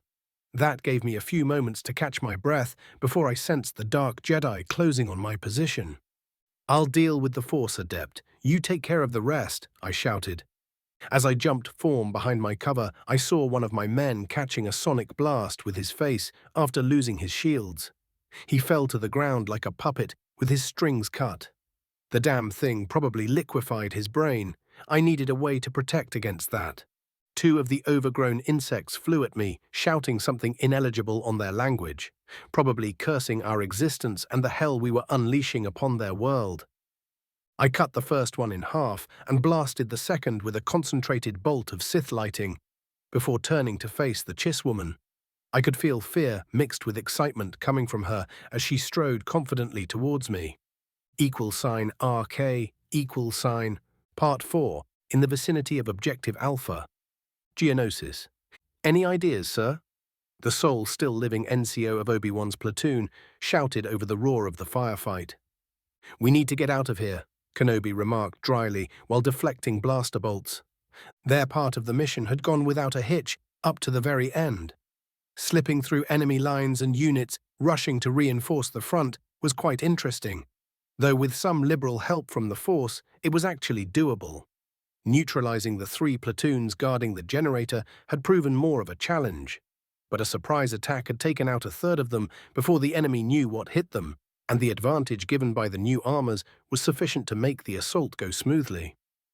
Their luck ran out while a squad was busy explosives to the generator. A reinforcing mechanized battalion had turned up to check on the commotion and now had them pinned down in the ravine housing their target. That left the Jedi Master and his troops in a bind, because they really didn't feel like blowing themselves up. But with the every moment the damn generator remained intact, more Republic troopers were dying. Not to mention that simply disabling the damn thing would prompt the Seps to rush their position, and they had the numbers and firepower to overrun it. I need 2 squads of volunteers. The rest of you take the wounded and make yourselves scarce. Then blow the generator once we're all clear of it. Sergeant, you're leading the platoon out of here. And don't forget to pop up smoke. Yes, sir. It's been an honor. We're not dead yet, Kenobi muttered. Still, it felt nice to be appreciated by your troops. Sergeant Wind actually meant it. Obi-Wan let the Force flow through him, emptying his mind. He felt calmness descend upon him, any misgivings he might have had for his Anakin-style plan dissolving. There was only him and what had to be done. Follow me, men. Kenobi spoke just loud enough to be heard and jumped from his cover. A handful of smoke grenades sailed in front of the Jedi Master, and once they released their contents, the clones followed. Obi-Wan's perception shrunk, leaving just him and the blaster bolts heading in his direction. His lightsaber moved by the will of the Force, intercepting every single shot that would have hit him and reflecting most of them back. He was only vaguely aware of the clones racing on his heels and unloading their weapons at the enemy. However, he did notice when the explosives detonated and blew the shield generator to pieces. Kenobi simply couldn't miss the blast wave that threw him face first in the sand. =RK, =. Brave but foolish, I quipped at the approaching woman. You're the one causing so much trouble to my master. She narrowed her eyes at me. I'm so not impressed. The Chiss hissed in fury, once had time to study me through the Force. Ouch. That stung, considering that right now I was scrapping the barrel as far as how much Force I could channel before burning myself out.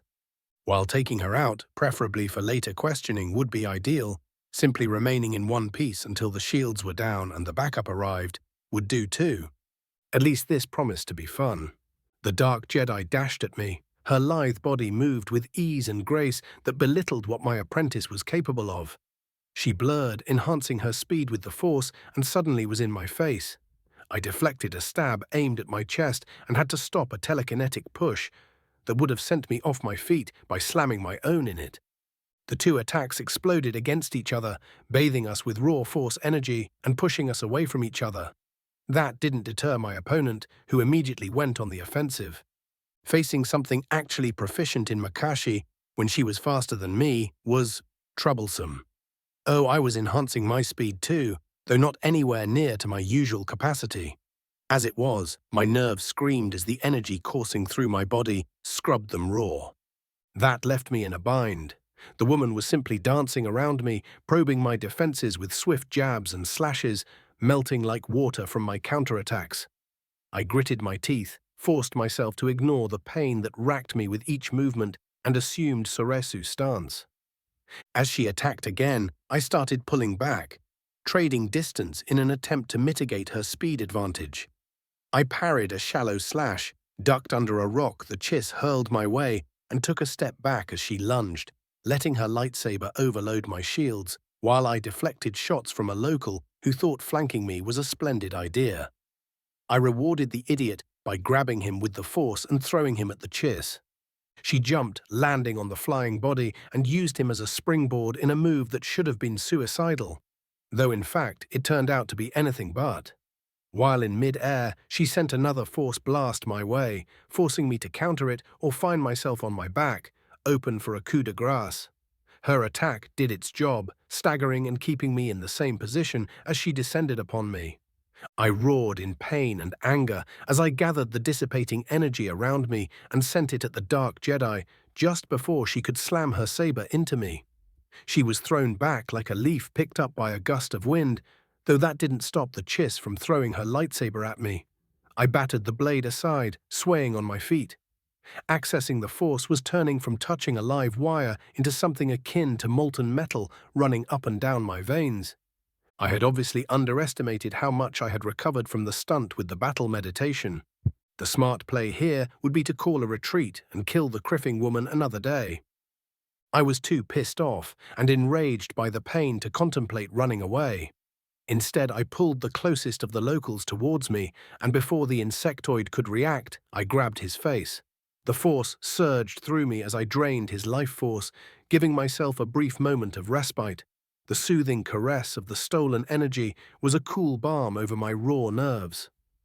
The Chiss recovered while I took a brief time out to rejuvenate myself. She reclaimed back her weapon too and was sprinting towards me. I threw the desiccated corpse of the Geonosian I was holding at her and swiftly followed it. The Dark Jedi simply plowed through it by surrounding herself in the Force, turning it into little more than dust and chunks of brittle bone. She was upon me a second later, trying to cut my throat with a precise strike. My blade barely deflected the attack. In the same time, I thrust my palm at her and channeled as much force as I could into a lightning bolt. I saw red and screamed in agony while the woman was bowed back under the onslaught, her screams merging with mine. The Force was shouting too, though I simply couldn't respond in time to the warning. Blaster bolts hammered down my shield and slammed into my side, interrupting my attack. The armor barely held, though the thermal transfer seared my skin below it.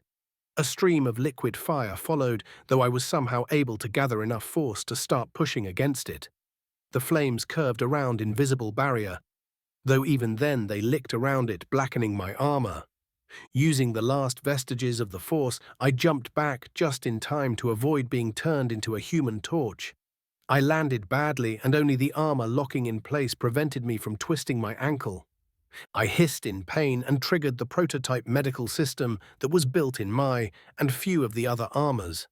Seconds later, a cocktail of painkillers and stimulants filled my bloodstream. They were strong enough to raise the dead, as the sudden surge of energy I felt could testify. That done, I looked around. The man in Mandalorian armor was carrying the chiss away, and the remains of the locals were busy covering them while they were pulling back too. I frowned. There were a lot of them. Retreating simply made no sense. Then I heard the unmistakable whine of ion engines, very many of them. I glanced up and grinned like a loon. The sky was chock full with fast-approaching dots. I could barely make the hundreds of torpedoes and missiles racing down in front of them. 76. Chapter 22. Parts 5 and 6. Phase 22 of War and Politics. =RK=. Part 5. In the vicinity of Objective Alpha. Geonosis. You got to love air support. It makes for a wide variety of sins. It had saved his skin more than once while he was soldier for hire for various local governments. Unfortunately for the man known only as Forge, this time all the bombers and orbiting ships belonged to the enemy, and that indeed made up for a lot of miscalculations, like infiltrating a heavy fortified area with just a handful of platoons, while whole divisions were busy expending themselves against the fixed defenses. The thing was, it criffing worked. Forge's current employer, who he had incidentally just carried into the small cave in which he was taking cover, had planned for such an eventuality. There were at least a couple of platoons securing each generator, with QRF stationed nearby. When the Republic attacked, Severance personally led a platoon of the locals to secure the closest objective. Initially, the plan appeared to be working. They received reports that all enemy incursions were being engaged, half of them before reaching the generators. Then, to his utter lack of surprise, the plan fell apart because the enemy did have a vote in the matter. Duh. After that, there was no more time for thinking things through. The Republic force was in sight, and it was time to earn himself a bonus. That didn't go according to plan either. Forge managed to take out a few clones, which was surprisingly hard. The combination of their much better than expected training and new kit made them unpleasantly resilient targets. Instead of dying under his modified blasters, they tanked the shots long enough to seek cover and return fire. It was all right. A few custom grenades solved that problem nicely. One of the clones was immolated by a nice incendiary cocktail, another ended up as an ice-enclosed statue, and a third got his organ liquefied by a heavily modified sonic grenade. Forge was just starting to have some fun when he saw his employer get into trouble. The Sith apprentice had been dominating the battle with her enemy counterpart up until that point. Then the other Sith, fallen Jedi or whatever the new Republic general was, got pissed off and started frying her with lightning shot from his hands. The Mandalorian thought that trick was neat and idly wondered if he could replicate it after a few days in the shop, while he sprinted towards the Force users. He unloaded half a dozen shots in the enemy's side, which only staggered him, though that at least made the man stop with the lightning show. It also allowed Forge to close in and unleash his flamethrower on the Republic officer. For a moment the Mandalorian thought that he got the bastard, though that notion was almost immediately dissuaded when a soot-streaked figure leaped out and back in a feat impossible to emulate without a jetpack or rocket boots. That's when the shield generator blew up, making Forge aware how screwed his side on Geonosis suddenly was. He glanced up, saw the deflector shimmering, and moved like a man possessed. He grabbed Severance and sprinted back, looking for a nice secluded hole to hide. The shield above them dissolved, leaving the entrenched CIS forces to their fate. Forge could already hear the Banshee's song of diving bombers. The ground started shaking as the orbiting fleet jumped the gun.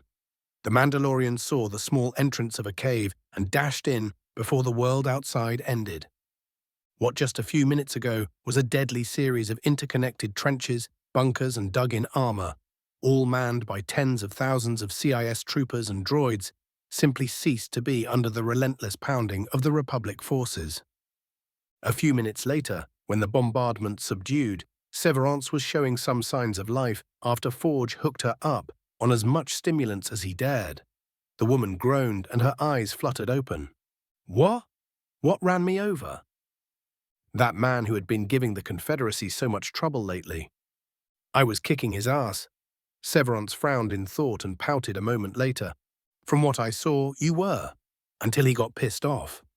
Forge shrugged. We're in trouble. How bad? The shields are down, enemy air power and orbital support are finishing gutting the army around us. That only leaves the factories themselves. Even with their own shield, they won't last long. Tan groaned. That leaves us in a bind. Forge nodded. Unless your friends dislodge the fleet in orbit in the next few hours, we're criffed. There won't be a counterattack here, not anytime soon. Usually I would be all for running the blockade, but there's awful lot of metal in orbit, the Mandalorian mused. Getting captured isn't really an option. I'm not going for a last stand or something. I guess we could try slipping away and hiding in the desert until most of that fleet leaves. However, Forge shrugged. I know.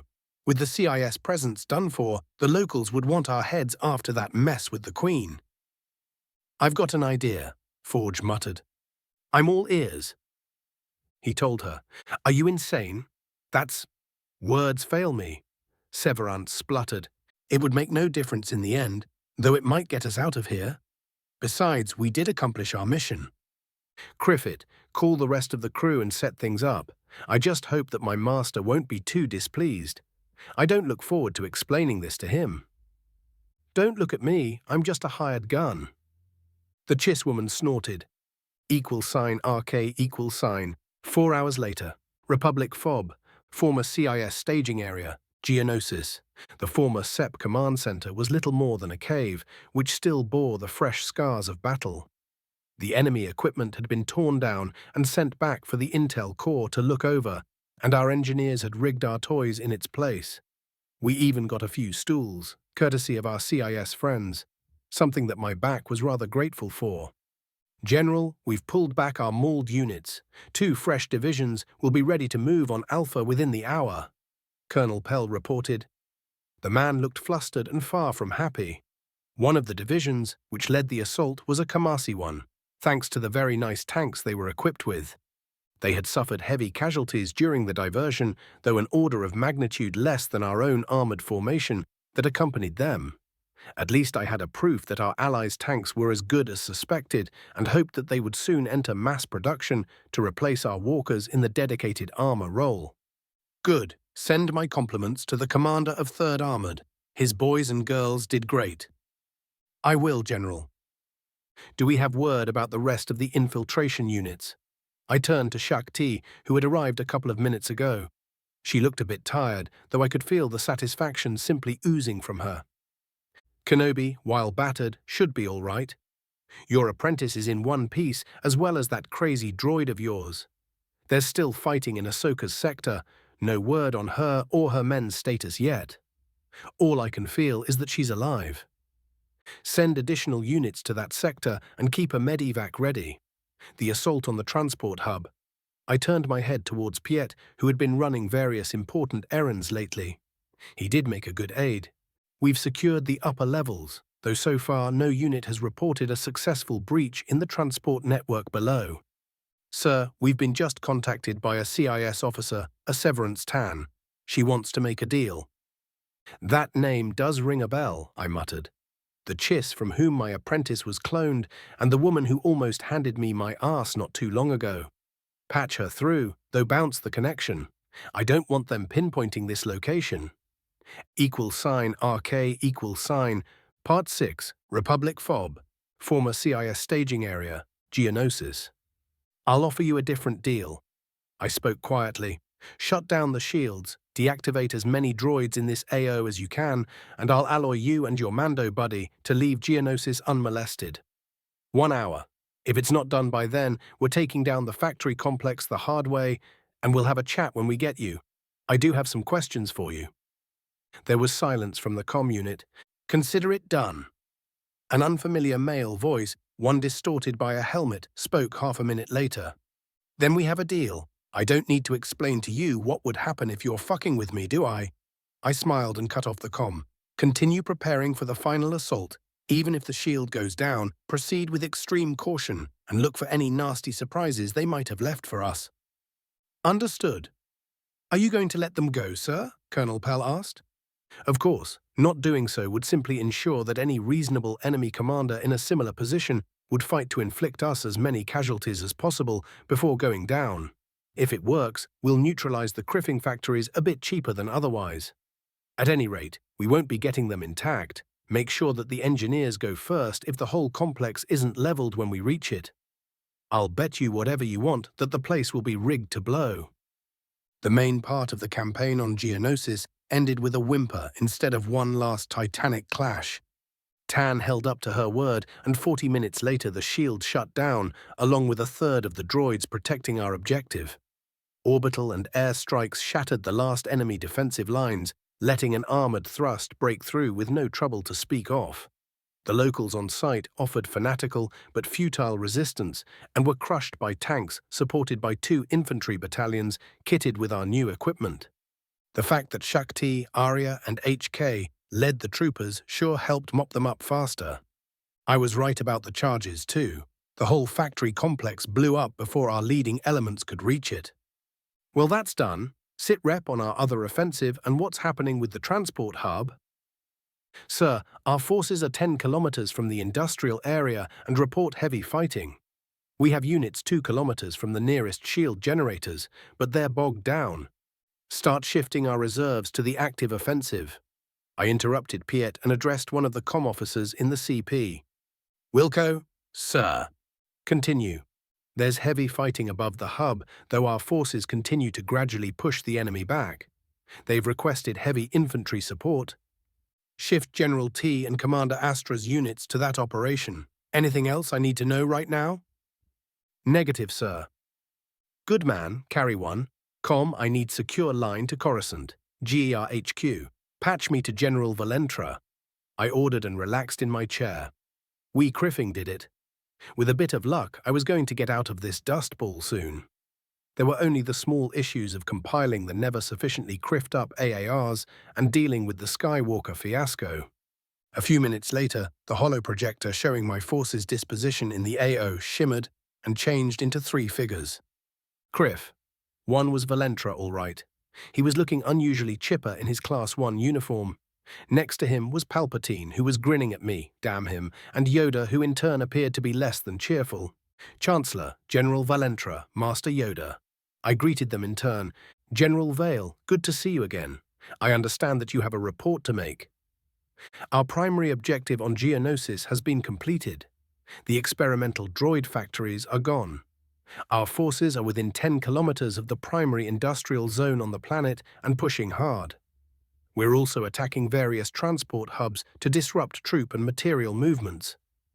This is a great news. I want to be the first to congratulate you and your soldiers for a job well done. Palpatine beamed at me. What the criff got him so cheerful, damn it?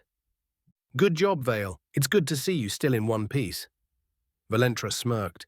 Yoda stared at me for a long moment. Good news, this is. Disturbance in the Force we felt. Glad we are that affect you it did not. I had to use all the tricks I knew not to smirk at the Jedi, or burst into a fit of laughter. General Vale, achieving your primary objective on Geonosis at this time is a great news, especially in light of recent events. Palpatine spoke gravely. He was suddenly looking very concerned. I know that you could use a bit of rest, but the Republic has a need of you as well as General Kenobi. What's the issue? I asked, keeping my voice neutral. The Mandalorians. Valentra stated, they're about to receive a Separatists delegation. Well, isn't that interesting? I wondered what my Mandalorian friend has been up to while I was stuck on Geonosis. I was about to find out soon. You want me to negotiate their entrance in the war on our side? I asked.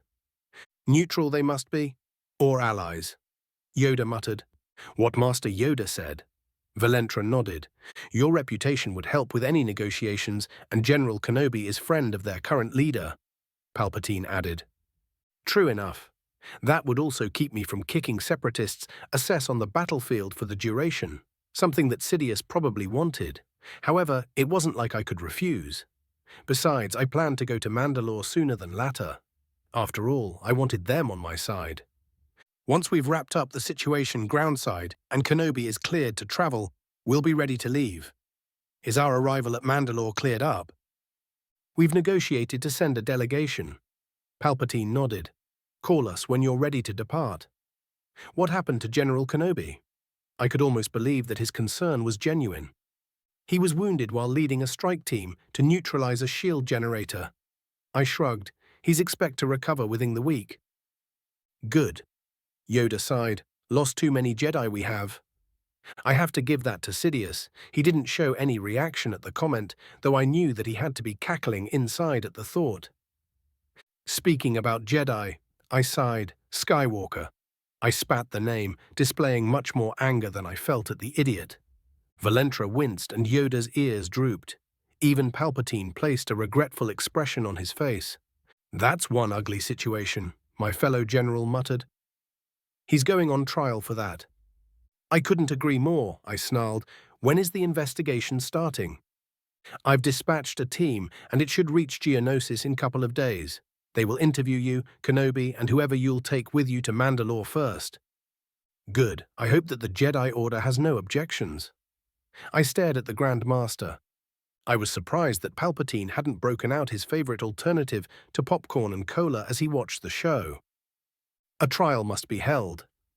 The regret in Yoda's voice was clear. I could feel it even across all the light years separating us. After the debacle with Windu, Skywalker's criff-up was going to shatter most of the credibility the Jedi had left.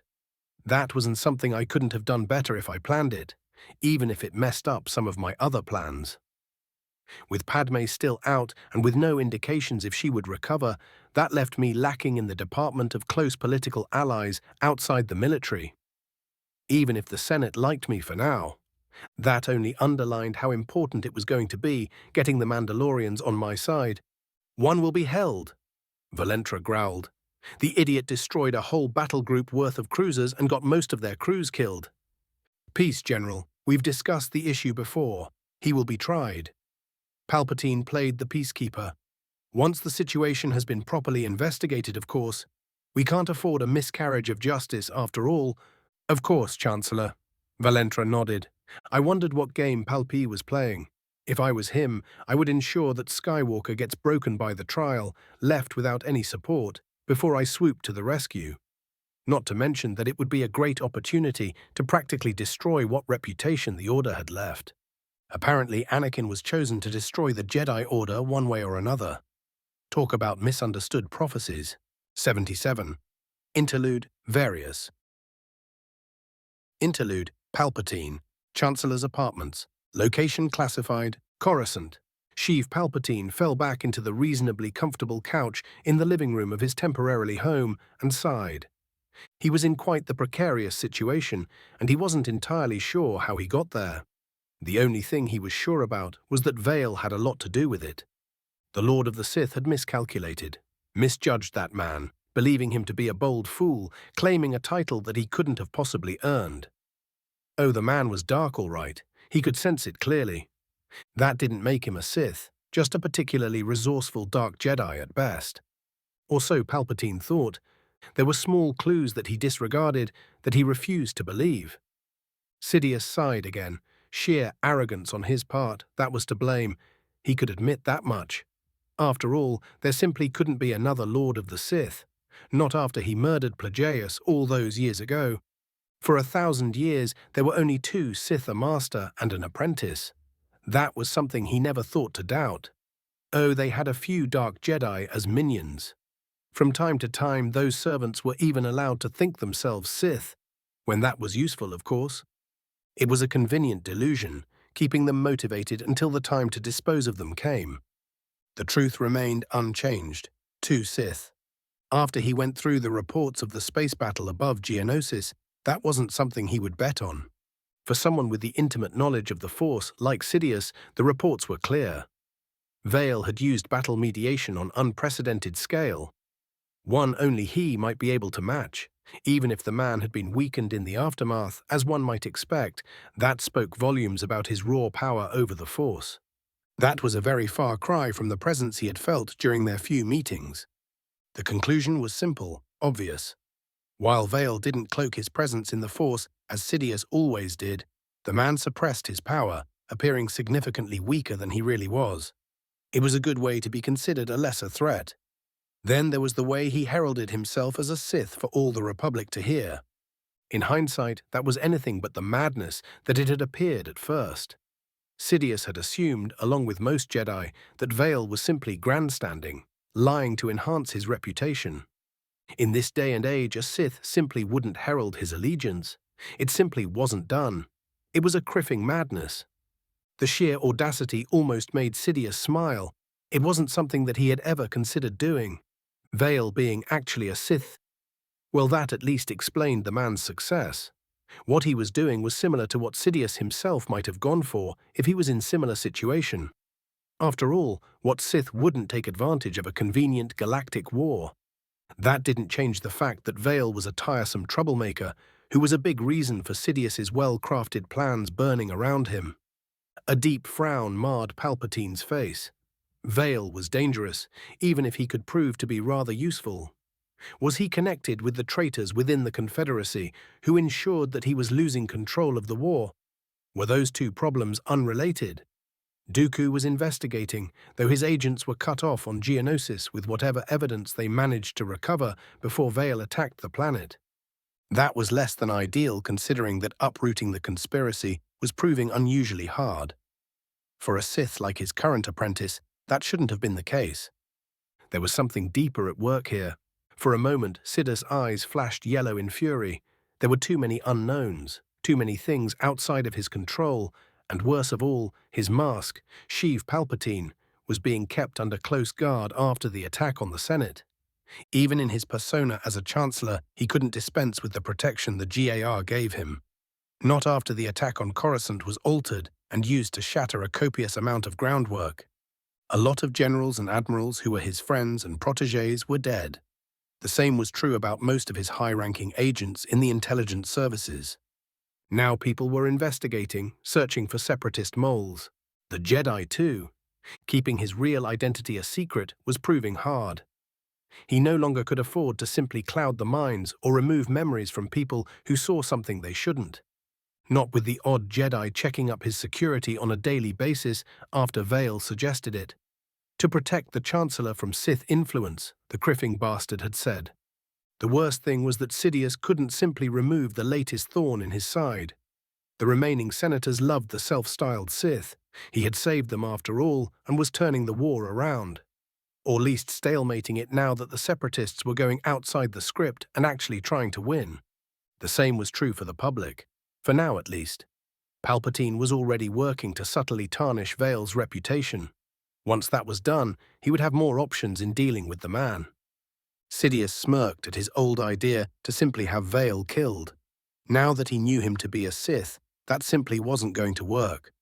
The smirk turned into a vicious smile.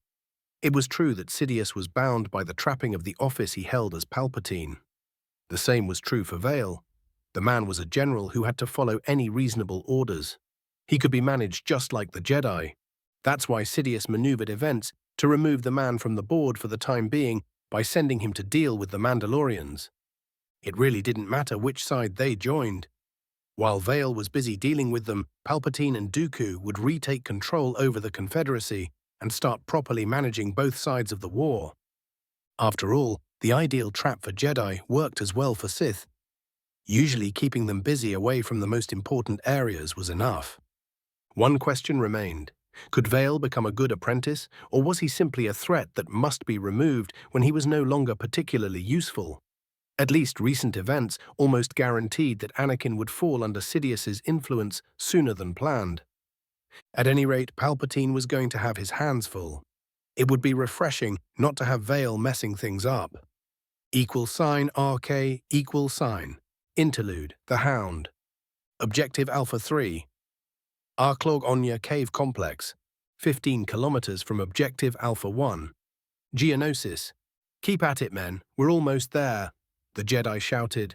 The tall man was in the lead, deflecting a hail of blaster bolts and sonic blasts, and generally keeping the enemy fire concentrated on himself. Behind the mobile shield wall that was Master Mundi, Hound and his platoon were dashing from cover to cover, slowing down only to send accurate bursts into the mass of enemy, trying to stop them short from the prize. Despite their fanatical resistance, the Confederate forces protecting the hub were slowly pushed back. Blasters, explosives, and even flamethrowers were used to clear any strongpoint. The Jedi led the way, blunting the enemy fire and allowing the clones to uproot the enemy much faster and cheaper than it would have been possible otherwise.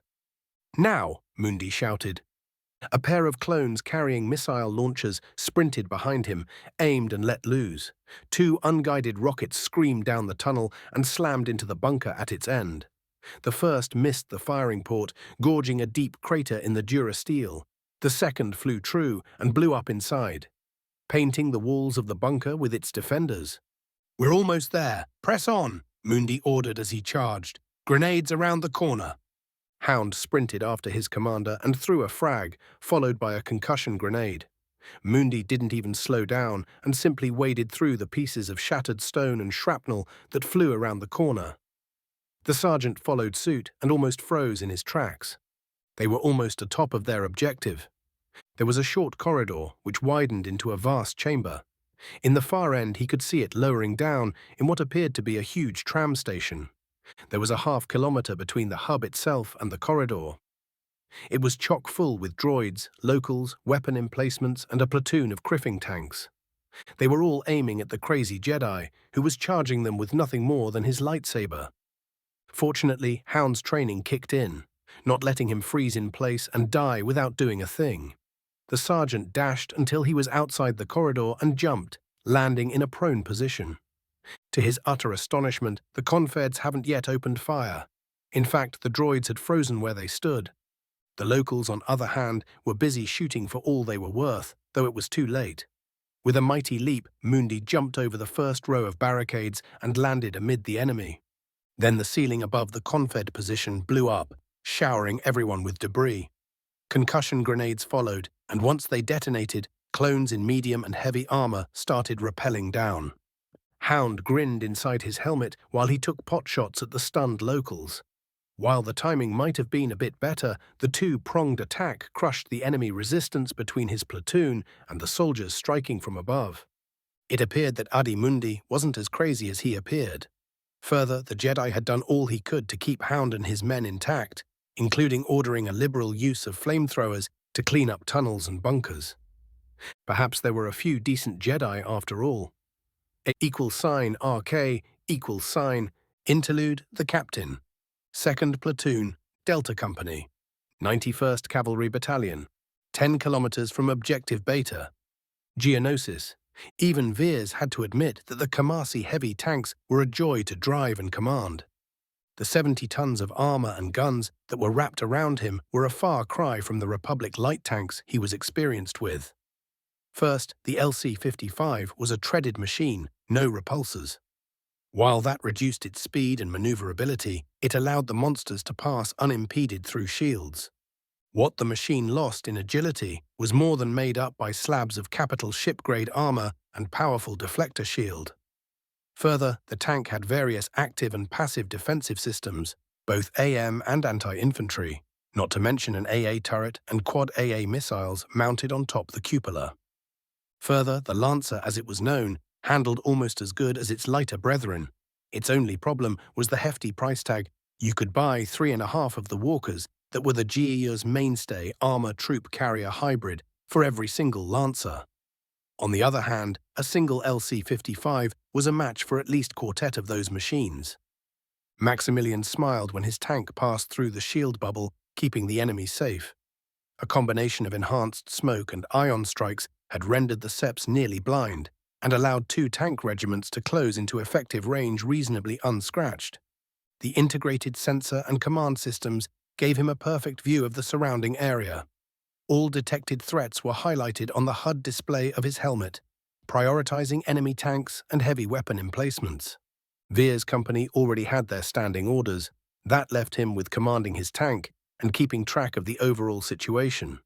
He had already designated priority targets and a destination for the gunner and driver to follow, and was looking over the overall situation. The latter was made particularly easy by the network integration and data sharing between the tanks within the AO, giving every tank commander an unprecedented situation awareness. That system by itself was priceless for all GAR armored units, and Veers would be doing his best to see it adopted by the army. He was sure that once the general had time to go over his reports, he would agree. The tank shuddered lightly as its heavy cannon started speaking. Every 2 seconds, a heavy particle bolt slammed into an enemy tank, eviscerating it or blasted a HWP to scrap. 2 Confed tanks acquired them, making the threat warning system scream in distress. The driver slammed a foot on the brakes and sent the Lancer skidding over the rocky ground. 1 enemy shot missed and a second splashed over the shield.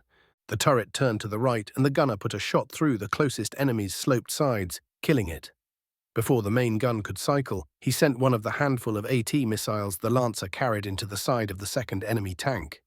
The plasma warhead slagged half the machine and turned the surrounding sandy ground into molten glass. For a moment, Veers wondered if he could get away from stealing this tank for his personal use. But then orders came from the battalion commander.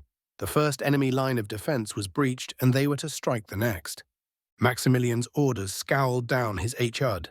Delta Company was to secure the flank until the next echelon arrived to relieve them and then rejoin the rest of the battalion. He sent the affirmative and started issuing orders. There was this nice ridge 2 kilometers to the east that would provide some cover from enemy arty and give his tank nice firing lanes.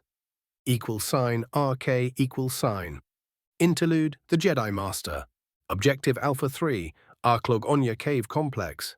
15 kilometers from Objective Alpha 1. Geonosis. Shakti surveyed her handiwork. The infusion of 2 battalions, led by Force Adepts, had shattered the enemy resistance above the hub. Once the upper levels were reasonably secure, the combat engineers started drilling and blowing their way straight down until they made a nice new assault path. Thanks to that, Shakti was able to drop on the unsuspecting enemy, who was distracted by the leading elements of the original assault force. After that, it was all over but the screaming. The fact that a lot of the droids in the area simply shut down was a great boon too. But even if all of them were operational, the ultimate outcome would have been the same. Simply more expensive in lives paid to secure the objective.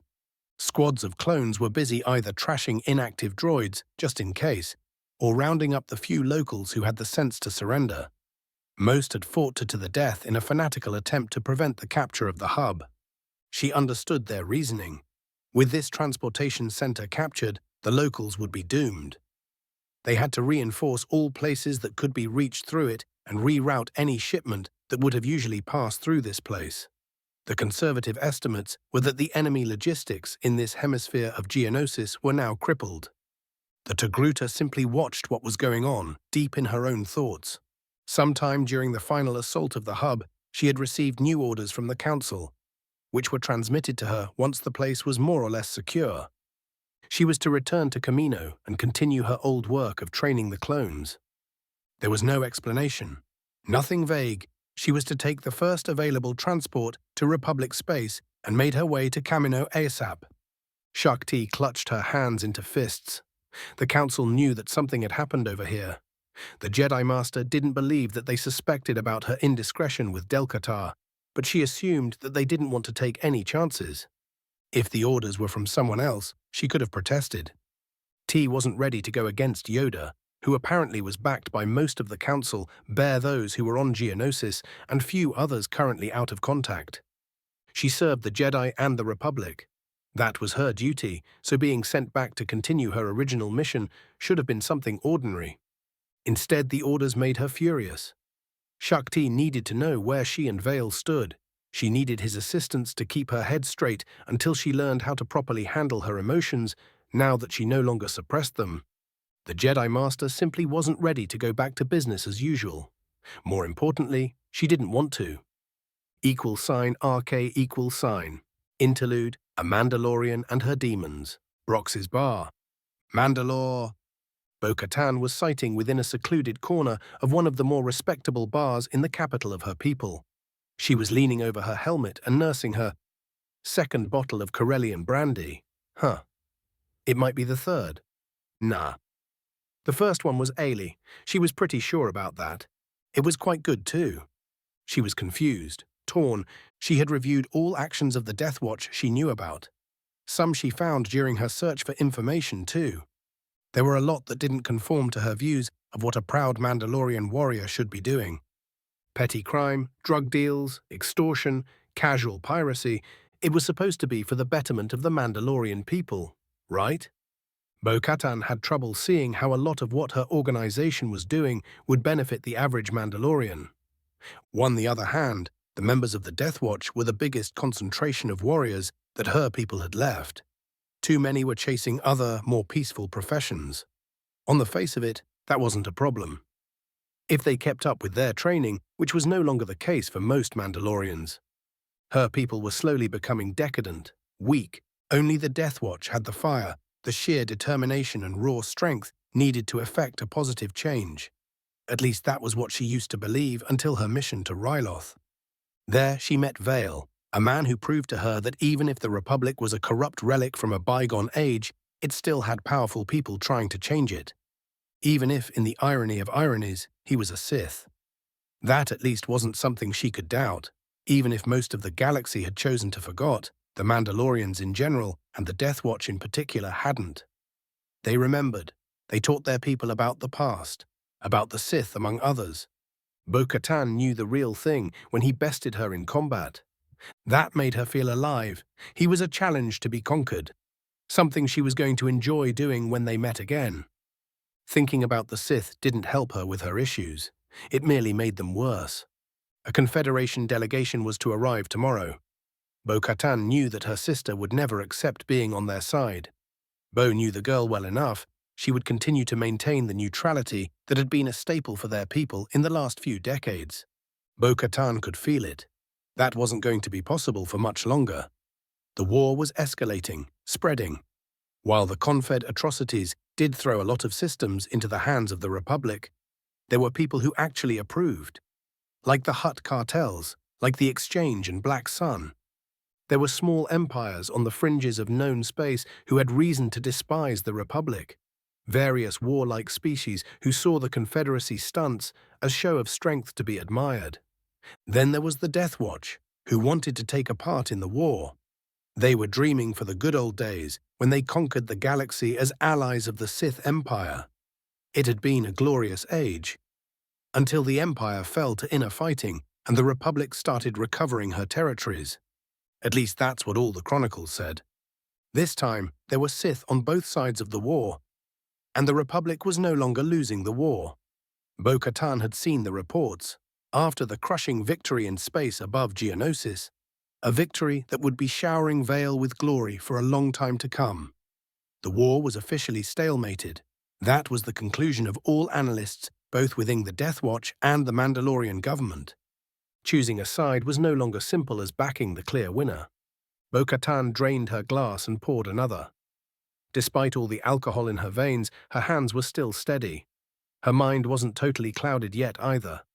She slumped over her helmet. She wasn't drunk enough yet. Vale would be coming soon. Once he mopped up the enemy on Geonosis, he would come covered in glory with the most dangerous weapon of them all. A crushing victory. That very thought both excited and scared her.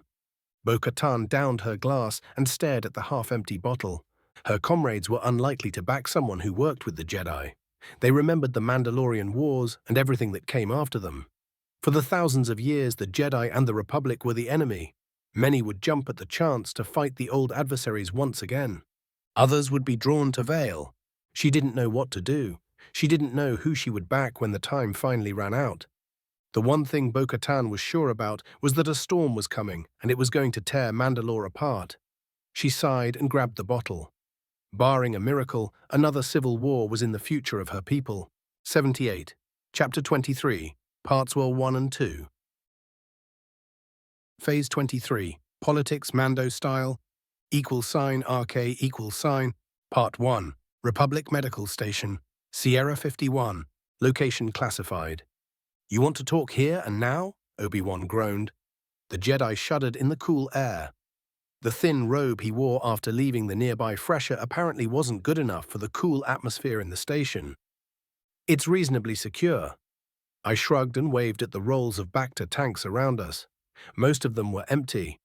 This compartment was usually designated for high-ranking officers and was in the most secure part of the station.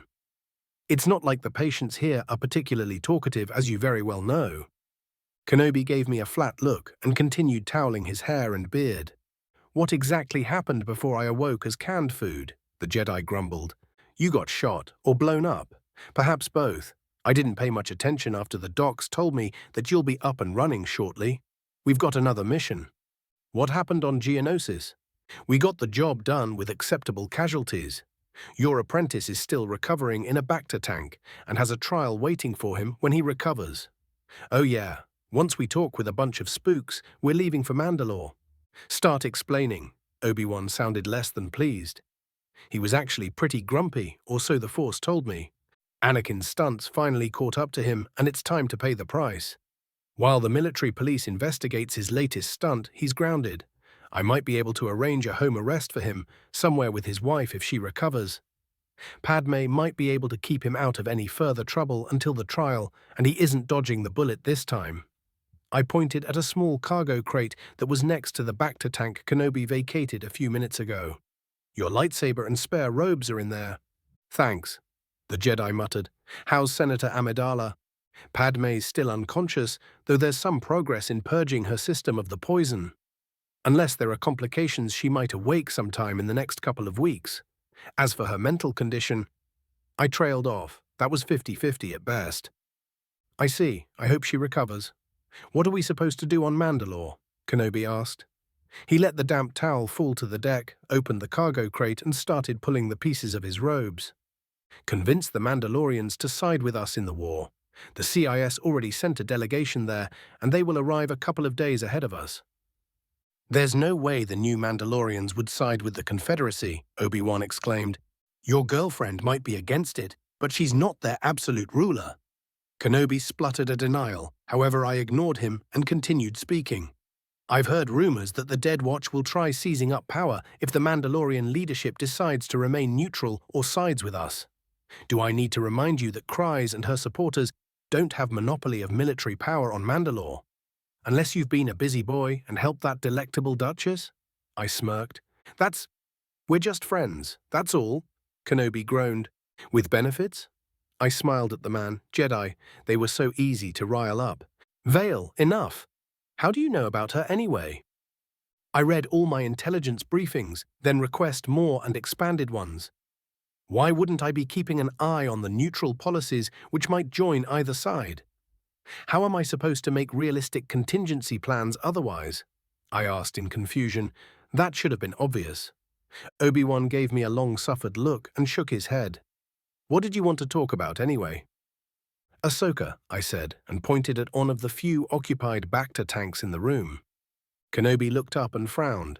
The little Togruta was floating in a Bacta tank. She was mostly hidden by multiple tubes which were feeding her oxygen, medicaments, and food. What happened? She got unlucky. There were multiple tunnel exits near her target, and Ahsoka's unit ran into an enemy battalion that was redeploying. They managed to get the job done and seal the tunnels before being overran. However, they suffered more than 90% casualties. The kid did good. Why's she here instead, back on Coruscant, on one of the bases closer to Geonosis? Kenobi frowned. My presence is clear. The powers that be want me on the negotiating party to Mandalore. Good question.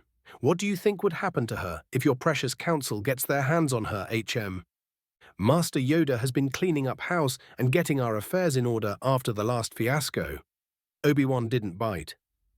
Catch! I pulled out a datapad from my robes and threw it at him. He caught it without looking. It was good to see that his wounds and a week-long dip in the Bacta hadn't dulled his reflexes. While Jedi read through the contents, a deep frown appeared on his face. I see. This is your fault. He grumbled and threw the pad back at me. That's not fair. I share the blame with Anakin. He's her master. Will was. I don't think that either the Jedi or the army would trust him with a goldfish, much less an apprentice. Probably, she deserves better. That still doesn't explain why she's here. What's a goldfish anyway? Kenobi muttered and started changing in his Jedi robes. Well, it's a fish with gold coloration. It was a popular pet back on my homeworld. I think it's been a very long time since I was there. I paused. Hell, I don't think I ever thought about Earth in months. I shook my head. It wasn't like I would be able to visit in a long, long time, if ever. I pulled rank. As you say, the kid deserves better. When she awakes, I'll give Ahsoka a choice. She can go to the Agri Corps if she wants, or she can continue to be an officer. If the Council has any problems with that, they can take it up with me. They won't like that. Corrupting the young now, aren't you? Obi-Wan joked. I'm in older Togrutas. I deadpanned. Don't let Master T hear you. Oh, she's very well aware of my preferences. I smirked. Something in my tone made Obi-Wan turn around and stare at me. No way. She's a respectable Jedi Master, and then there's you. He pointed at me. Even if you weren't a Sith, there's now way. I gave him a smug grin. Is there something that you aren't trying to corrupt? Only delectable women. Why the hell I would want to corrupt anyone else? I'm on painkillers or something, right? Where is Master T? I expected that your minder would be around. Me too. I have nothing against Shak T closely examining me. However, your fellow council members had the bright idea that I might be a bad influence and ordered her back to Kamino. I agree with them. Kenobi nodded sagely. We can't have you distracted, O glorious leader. Sarcasm doesn't suit you. I have no idea what you're talking about. What's the plan, anyway? When Pelion and the spook they sent to brief us finished their Steam reunion, we're getting an intelligence briefing and leaving for Mandalore. I have to give it to the man. Arranging his girlfriend to come brief was a slick move. Jealous? My prospective girlfriend is traveling to Kamino as we speak. What do you think? I still don't believe it. Even if I had any evidence that I could produce, Shak T would neuter me if I did so. True enough, she'll do it anyway. Tarnishing her reputation isn't the smartest thing you've done. You aren't protesting. No, I'm just leaving you to dig up your own grave. =RK=. Part 2. Republic Medical Station. Sierra 51. Location classified. Great. Finally, we're all here. I beamed at the other people who were stuck in a small conference room with me. Commodore Pelion, his girlfriend Helena, the RI agent we were here to meet among other things, Kenobi and myself. Thanks to some kind of meddling in the Senate, neither Organa or Iblis were going to head the diplomatic party to Mandalore. Thanks to my good friend, the Chancellor, I had the distinct honor of doing so myself, instead of another senator. So whatever criffing disaster was cooking on Mandalore would be my fault. I had no doubt about that. Joy. We were stuck in a bland small room which had a round table in the middle.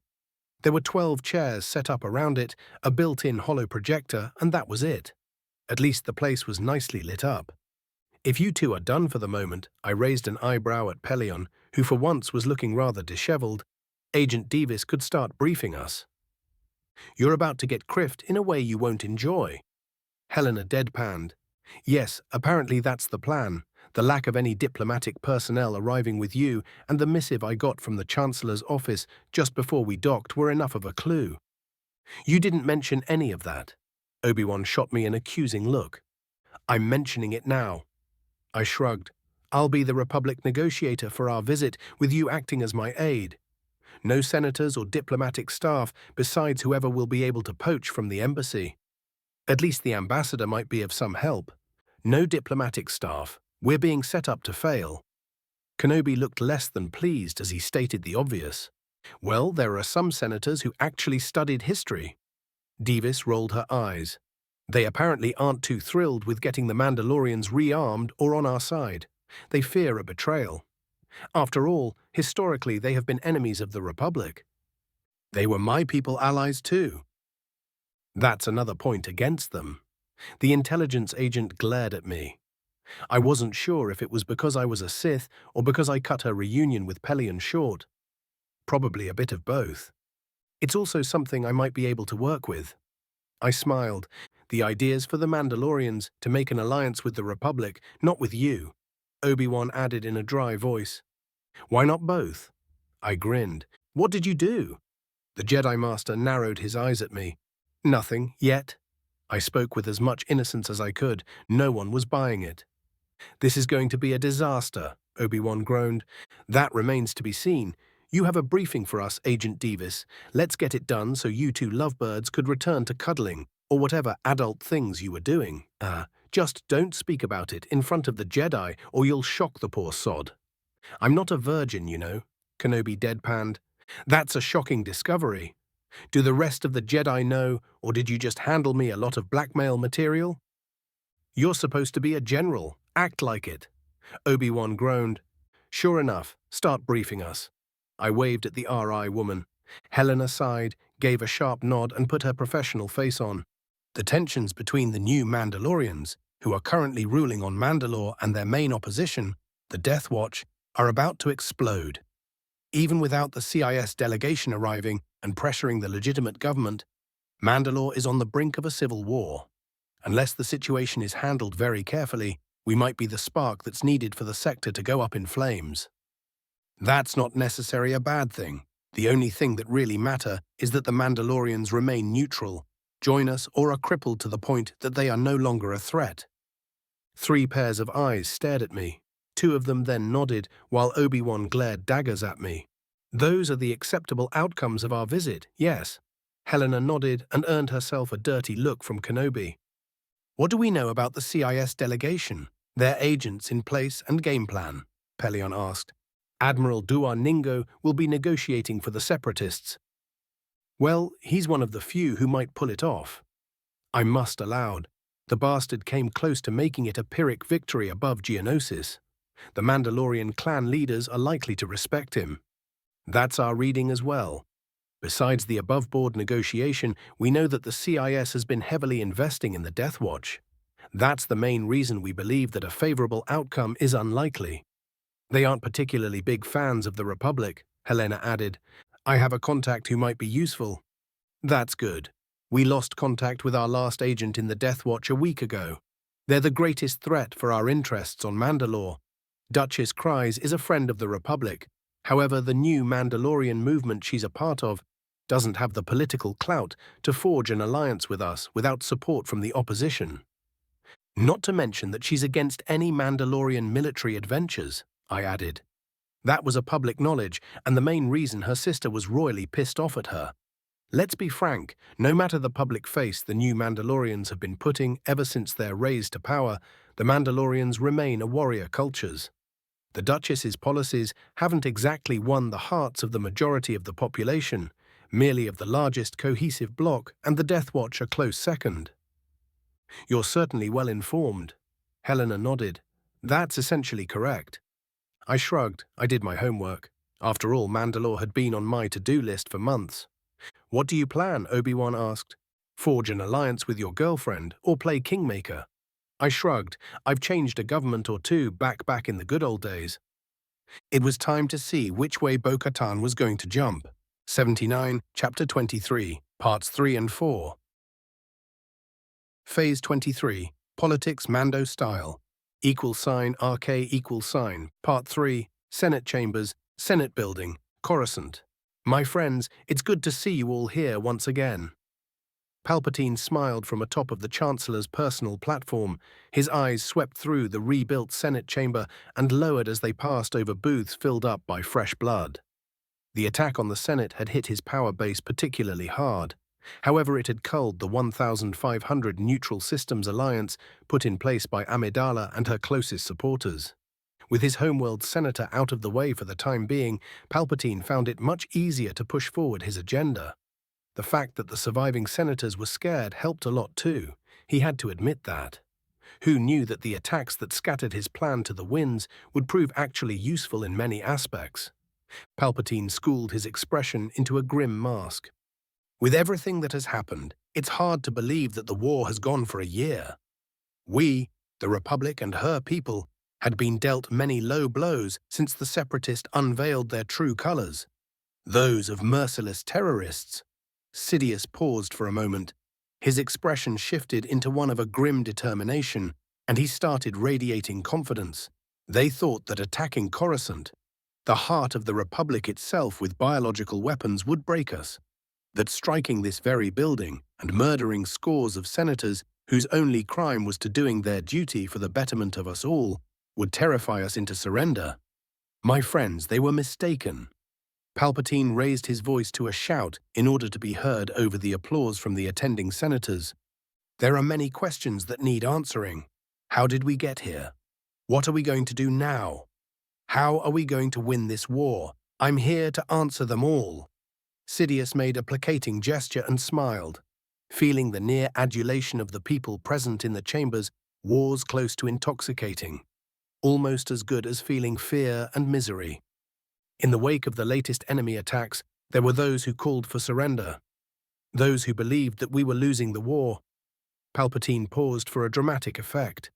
The latter group was right. He stated grimly and lowered his head. The Sith Lord had to struggle not to smile. The cries of protest and fear that followed his declaration were delicious and just as planned. Peace, my friends. I promised you all answers, and I'm here to deliver. Palpatine raised a hand and waited for the cacophony to subdue. He had their undivided attention. Until our armed forces' decisive victories over Ryloth and Geonosis, we were losing. That much is true, a fact that none of us can afford to disregard. We were pushed back on all fronts, and the sectors we held, they were protected at the price of rivers of blood. Smile tugged the corners of Palpatine's mouth as he reveled at the rapt attention of the crowd. That's no longer the case. For the first time since the Separatists began this conflict, we aren't under the immediate threat of destruction. Our Grand Army was finally able to stalemate the enemy on all fronts. This time there were a few relieved cheers and shouts. However, that's far from enough. Now that we know the true face of the enemy, that of oppression, slavery, and murder, we can't do anything less but push for total defeat of the evil cabal that is the Confederacy of Independent Systems. Sidious smiled as the majority of senators started applauding. In order to achieve victory and never again be at the non-existent mercy of our enemies, the brave men and women in our armed forces need our help. They need more ships, vehicles, weapons, and recruits in order to grant us victory. To guarantee that no more atrocities like Ryloth, Naboo, and Coruscant happen. To achieve that, my advisors, our best generals, and myself had crafted a bill that is vital for the further prosecution of this war. It requires the further expansions of our clone army, making the Kaminoans and their lobby happy, increasing production in all our major shipyards and increasing their capacity. Something that the senator from Kuat and the other major industrial centers would simply love, and providing our soldiers with the best possible equipment in more than enough quantity to win. The various military contractors would be ecstatic at that too. This time, almost everyone was either cheering loud or applauding. Palpatine took a note of those who weren't. All but a few were the surviving members of Amidala's little club, but there were a handful of new senators as well. Finally, but most importantly, it's time for us all to raise to the challenge of protecting our homes. All the best weapons and ships in the galaxy will be useless if there aren't brave beings ready to man them and face the evil that the GAR is fighting as we speak. We, the Republic, are the greatest nation this galaxy has ever seen. It's time for us to step up and prove it beyond a shadow of a doubt. Sidious paused for a moment and took a deep breath. He could feel it. The senators would support the next round of bills and reforms, witlessly expand his power base, and bring their precious republic a step closer to becoming his empire. When all was said and done, he was poised to emerge from the latest round of cluster-criffing disasters in a much better position he would have held otherwise. The only problem would be the Jedi. An army which wasn't mostly made up from clones would hesitate when the time to dispose of them came. However, even in that regard, all was not lost.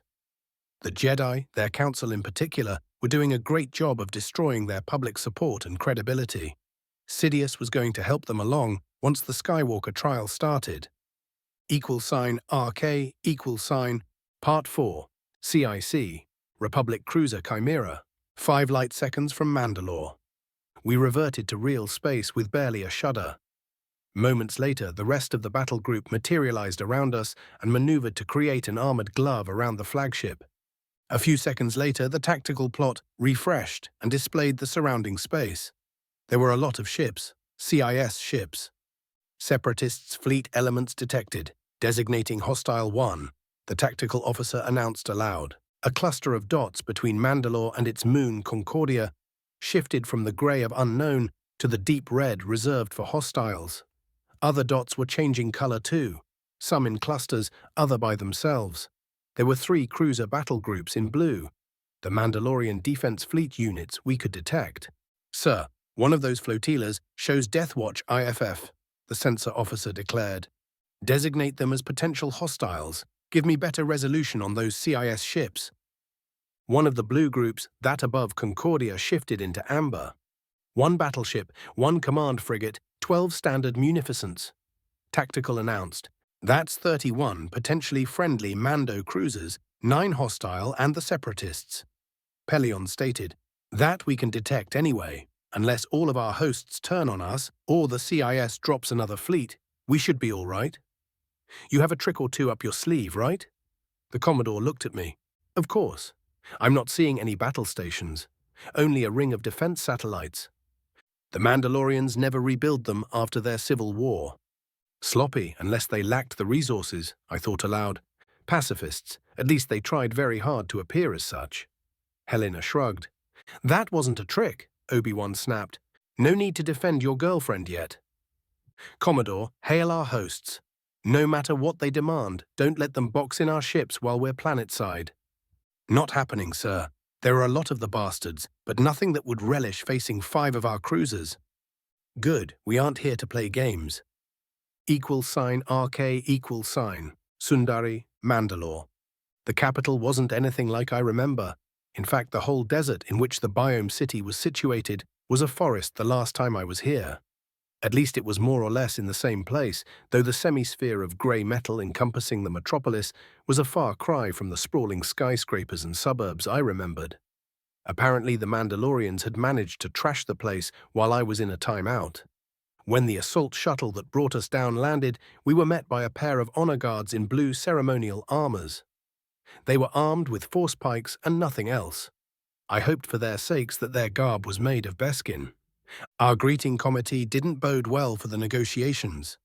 Sending just those 2 to meet us was a show of disrespect that would have pissed off most senators. "That's not the proper way to meet a diplomatic party, which is here to discuss an alliance," Helena muttered. "Oh, it is, if the party is representing the Republic," I quipped. "During the Cold War, the Republic did try to sunder our alliance with the Mandalorians. While that didn't work too well for them, it was amusing to watch how much fun the locals had in subtly snubbing the diplomatic parties, especially if there were Jedi present." "You expected something like this?" Kenobi glanced at me. "Yep. It tells us that the Duchess is in even weaker position than we were led to believe. Unless you pissed her off the last time you were together, and this is for your benefit," I asked. "We separated on amicable terms." Obi-Wan glared at me. "This way." One of the honor guards waved towards a pair of speeders, which were more cargo platforms than anything else. "Let's hope that there aren't snipers waiting for us." $RK. We spent our flight through the city in silence. I was busy observing the place. As cities go, it was a nice one. Tasteful buildings, a lot of hydroponic farms and parks. More importantly, the place was chock full with statues and murals depicting the good old warrior days. So much for the new Mandalorians speaking about the majority of the locals. If they really were all pacifists, the works of art we could see wouldn't be glorifying the warrior ways of their ancestors. Most telling was the fact that from the dozens of statues we saw, not a single one was what you could call a peaceful one, even if you squinted very hard. That was good. I would have been sorely disappointed to find out that the Civil War had castrated the Mandalorians and turned them all into pacifists. The government building we arrived at was a beautiful work of art, a breathtaking amalgamation of crystal and metal lined up with statues. It was also a security nightmare. A single man met us at the landing pad. He was about 190, short blonde hair and a bit of beard under his chin. long face, hulkish nose, and piercing purple eyes. General Vale, General Kenobi, it's good to see you. I'm Prime Minister Alamek. Please follow me. The Duchess is expecting you. Minister, I nodded. Have your separatist guest made you an offer you can't refuse yet? That's something you need to discuss with Duchess Satine. Oh, we will. We were supposed to meet the Republic ambassador here. She hasn't arrived yet. The Duchess requests your presence immediately. I shrugged and waved him to lead. This wasn't smelling like a trap. Yet. A few minutes later, we were led into a large audience chamber.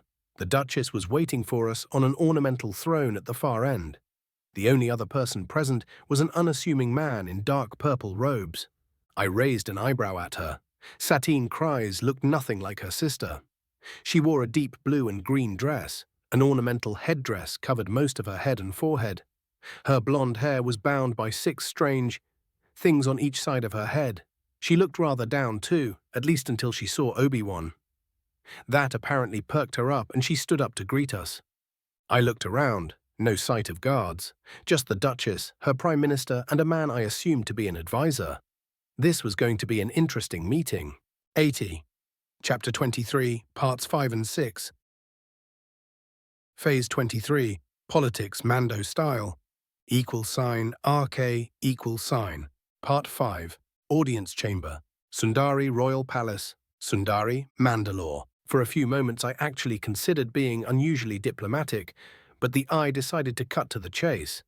In the end, unless Satine decided to change her policies to 180 degrees, she wasn't the person I really needed to talk to. Curious, all the briefings about the situation on Mandalore I got didn't mention that your government is this desperate. I smiled at the Duchess. I earned myself a lot of glares too, from practically everyone but Helena, who simply rolled her eyes at my antics. What makes you think that we're desperate? Satine asked. I waved at the empty chamber around us. This isn't an official meeting. I hope so anyway. If this is all the support you have, I'm obviously talking with the wrong person. It's unofficial, the Prime Minister stated quietly. With whom would you talk, if not us? The Death Watch are supporting an alliance with the CIS. You, on the other hand, wish to remain neutral. Am I right? Of course, this isn't our war, Satine stated. Too bad, that's not an option. I smiled at her. What? Kenobi turned to face me. A Mandalorian neutrality is unacceptable for either side. Perhaps I shouldn't telling you that. I smiled at the Duchess. I'm to either ensure an alliance or remove the Mandalorians as players in this conflict. Sorry, Obi-Wan. That was need to know until we arrived. I shrugged. That's madness. The Republic would never condone. The Duchess spluttered. Please, you can't be that naive. The Republic was ecstatic when you disarmed after your civil war, Helena added. Now that you might rearm and become a threat again. I shrugged. A lot of senators remember on whose side Mandalore historically fought, the way we were sent here. It's obvious that there are parties that want an alliance between us to fail, so you could be dealt with once and for all.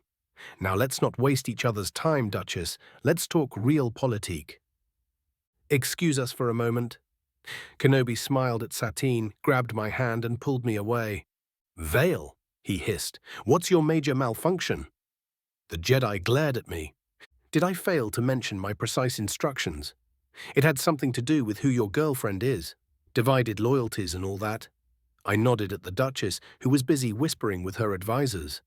I'm not compromised. You, on the other hand, are insane. Am I? I just cut to the chase. I don't know about you, but I don't have weeks or months to waste in negotiations that are likely useless. This whole thing, it shows that Satine is desperate, not good for our position. So we're going with Plan B. What's that particular piece of insanity? Throw the new Mandalorians under the Airbus and make a deal with a faction that actually has backing and will support us in the war. If your girl plays her hand well, she might retain some power too. That's not why we're here. Please enlighten me. I'm just a poor old Sith. I gave him a deadpan look. Demented too. We're here to support the Mandalorian government and ensure an alliance with them. Obi-Wan glared at me. No. We're here to ally ourselves with a military power or make sure that Mandalore can't become a threat for the Republic in the future. That by itself tanks all that the new Mandalorians and your girlfriend stand for. Their platform is pacifism. Anything but continued neutrality isn't an acceptable alternative for them. For you, that's a bad thing, criffing Sith, Kenobi growled. Not my idea, though I agree. Mandalore has to choose side or face a civil war. In either case, their vaulted neutrality is over. That's not what the Republic stands for. It is now. The Separatists hit too close to home with their attacks on Naboo and Coruscant. This is no longer a war fought in the nebulous Outer Rim. It's a problem for the core, and that will show to everyone the true face of the Republic. You don't really believe in it, do you? The Republic? Democracy? They're useful tools, and I will support them until they fail. I smiled. I was telling the truth. From my point of view, I can't let Mandalore be consumed by this war. Obi-Wan's shoulders slumped. Do you have a miracle ready? There are many things arrayed against us. To the average Mandalorian, we, the Republic and the Jedi, are the enemy. Me being a Sith is a mixed blessing at best, and my alliance with you will be working against me. I'm a Jedi. In the end, I will do what I believe to be right. Obi-Wan glared at me. I don't expect anything less, my friend. I smiled. So I implore you, talk some sense in your girlfriend once we know what exactly we're dealing with. You're going to seek favor from either the Death Watch or another militaristic organization. As of the battle for Ryloth, the Death Watch was a bunch of thugs, with just a few decent people in the ranks. They had obviously expanded their influence and membership, massively so in fact. That bounty hunter friend of yours, Obi-Wan narrowed his eyes. Yeah, Bo-Katan. Cries. I chuckled and watched his eyes widen. I have a few surprises ready. However, bearing a miracle, Mandalore will be a battlefield before we're done here. Take care for your girlfriend. Let's see what our esteemed Duchess wants from us. =RK=. Part 6. Audience Chamber, Sundari Royal Palace. Sundari, Mandalore. Duchess, you wanted to talk. Please do so. I waved at Satine. The Mandalorian woman glared at me for a long moment, then turned to Obi-Wan. Master Kenobi, I want to formally request the aid of the Jedi Order in maintaining Mandalore's neutrality in this conflict. I smiled. That was the only real card the new Mandalorians had to play, unless they threw all they believed in away and chose a side. That's a strike too, Obi-Wan. I watched the man squirm. Will there be a third way you're going to be compromised today? First, she's your girlfriend, I stated aloud, making the Prime Minister and advisor gasp while Kenobi glared at me. The Duchess was simply speechless at my accusation. That was definitely something that you didn't do at even an informal diplomatic meeting. It was too bad for everybody that I didn't have time to follow the usual rules of diplomacy. Second, you just got placed in a position where your duties as a Jedi and a Republic general are at odds. Vale, just shut up for a moment. Kenobi growled and looked at the Duchess. As a Jedi Master, I'm a peacekeeper, and a guardian of the Republic, of civilization. My duty is to preserve peace. He gave me a particularly dirty look. However, Duchess Satine, my colleague who apparently had never heard about diplomacy, is correct. Unless there has been new and positive developments here on Mandalore, I don't see a way you can possibly maintain your neutrality. We've seen the true colors of the Separatists. They and any organization backing them won't accept an alliance between our two states. They won't respect your neutrality either. We have the Death Watch firmly in hand, the Prime Minister stated. He sounded confident too. A few months ago, that was the case. I nodded. After Ryloth, they started getting droves of new recruits and a lot of popular support. I smiled. I did receive a few messages from Bo-Katan detailing the Death Watch situation, though I mentioned them to no one. That's an exaggeration at best. This was advisor. So most of your people aren't chafing under the forced veneer of pacifism that your ruling party had been pushing down their throats ever since the Civil War. You're honestly wanting me to believe that their warrior blood isn't boiling at the thought of joining in the greatest war in 1,000 years. I smiled. Of course not. We're enlightened, more mature people now. We all saw what war and the warrior ways brought us. Our warrior ways are just that. A relic of the past, Satine snapped. I was astounded. You actually believe that? I muttered. Of course I do. Satine glared at me. You're no Mandalorian. I snapped back. How the hell did this woman rose to power on Mandalore, I would never know. If you mean that I'm not a madwoman hell-bent on conquering the galaxy and drowning it in blood after waging a senseless war, that's true. I'm proud of it. At least she was a fierce little thing, even if she was an idealistic idiot. If she ever met Padme, those two would be best friends forever or something. That's something to be proud of. Kenobi nodded. In different situation, it would be commendable. Helena added, here and now. The agent shrugged. Even if Obi-Wan decides to throw away his commission as a Republic general and help you try achieving neutrality, it won't help neither you nor your people, Duchess. The Republic can't afford a neutral Mandalore that can later join the Separatists. When our official negotiations are over, Mandalore will either be our ally or removed as a potential threat. I'm sure that my CIS counterpart had already shared similar sentiments, and he does support the Death Watch. Is this how the Republic conducts itself nowadays, blackmailing neutral nations? She sounded appalled. I have no doubt that she held a rather idealistic view of the Republic, one that didn't have much in common with reality even before the war. In the last year, the galaxy changed, Duchess Satine. The Republic is fighting for its very survival against a monstrous enemy. We can no longer afford to be the nice guys. I did tell you that we'll be discussing realpolitik, didn't I? You have a choice to make, Duchess, us or the Separatists. I shrugged. Next to me I could feel anger coiling around Obi-Wan, and most of it was targeted at me. At this moment, I can't ally Mandalore with the Republic. It's a political impossibility that won't be supported by neither the new Mandalorians, the Death Watch, nor the minor political powers. That's too bad. Then the best thing you can expect is a civil war in which both the Republic and the Separatists will intervene. Vale, enough with this charade, Obi-Wan hissed. I know you well enough to see that you didn't come here just to antagonize the Duchess. Really? Well, she's everything I find wrong with this new Mandalore, though you're correct. I'm not doing it just for fun. Del Qatar, Kenobi snapped. What? Unless your girlfriend is an idiot, she knows what has to happen. However, it will be a political suicide for her in particular, and a death blow for her precious new Mandalorians. Obi-Wan looked between me and Satine, then sighed. I know where that's going. The three Mandalorians looked at each other.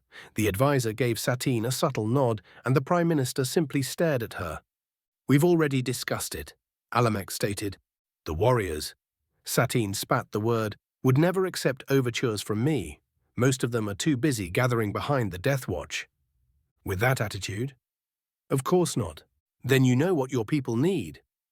A new Mandalore will be a disaster, Satine snapped. Besides, no one can become such without the mask, which is lost. Most of the warriors you dismiss, who apparently make a major part of your population, see the Death Watch as their only viable alternative. A bunch of thugs of all things. If Mandalore is to avoid a civil war, they need another figure and a cause to rally behind. What do you propose, General Vale? The Prime Minister asked.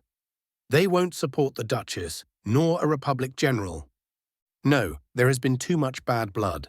We need to talk with the warriors who are still neutral, with the clan heads who haven't yet thrown their power behind the Death Watch, with any fractions that might exist within the later and fine a viable alternative. Is that your plan, to turn my people back into bloodthirsty savages? What happens if this plan of yours fail? Satine glared at me. Mandalore burns, I deadpanned. If your people continue flocking to the Death Watch, they will become a bunch of murderous savages. That organization is nothing more than thugs that glorify a misunderstood past, and you made it the only viable alternative for most warriors among your people. I glared back at the woman. Damn, I didn't think that I would meet someone who was more irritating than Padme. You've given me a lot to think about, Sith. She spat the last word. This meeting is over. Prime Minister Alamek will ensure that you'll reach the Republic Embassy without accident. Master Kenobi, if you will, may we talk? Satine gave me a pointed look, privately. Ah, sure. Lead the way, Duchess. Obi-Wan sent me a look promising retribution and followed Satine, who had turned around and headed towards a small door near the throne. This could have gotten better. Helena sighed. Not really. A few months ago, sure. Right now, the Duchess has little real power and no alternative that won't destroy her support base. She really isn't who we need to talk with. Your mysterious contacts on Mandalore? Among other people. First, we need to have a chat with the ambassador and get briefed on the latest developments.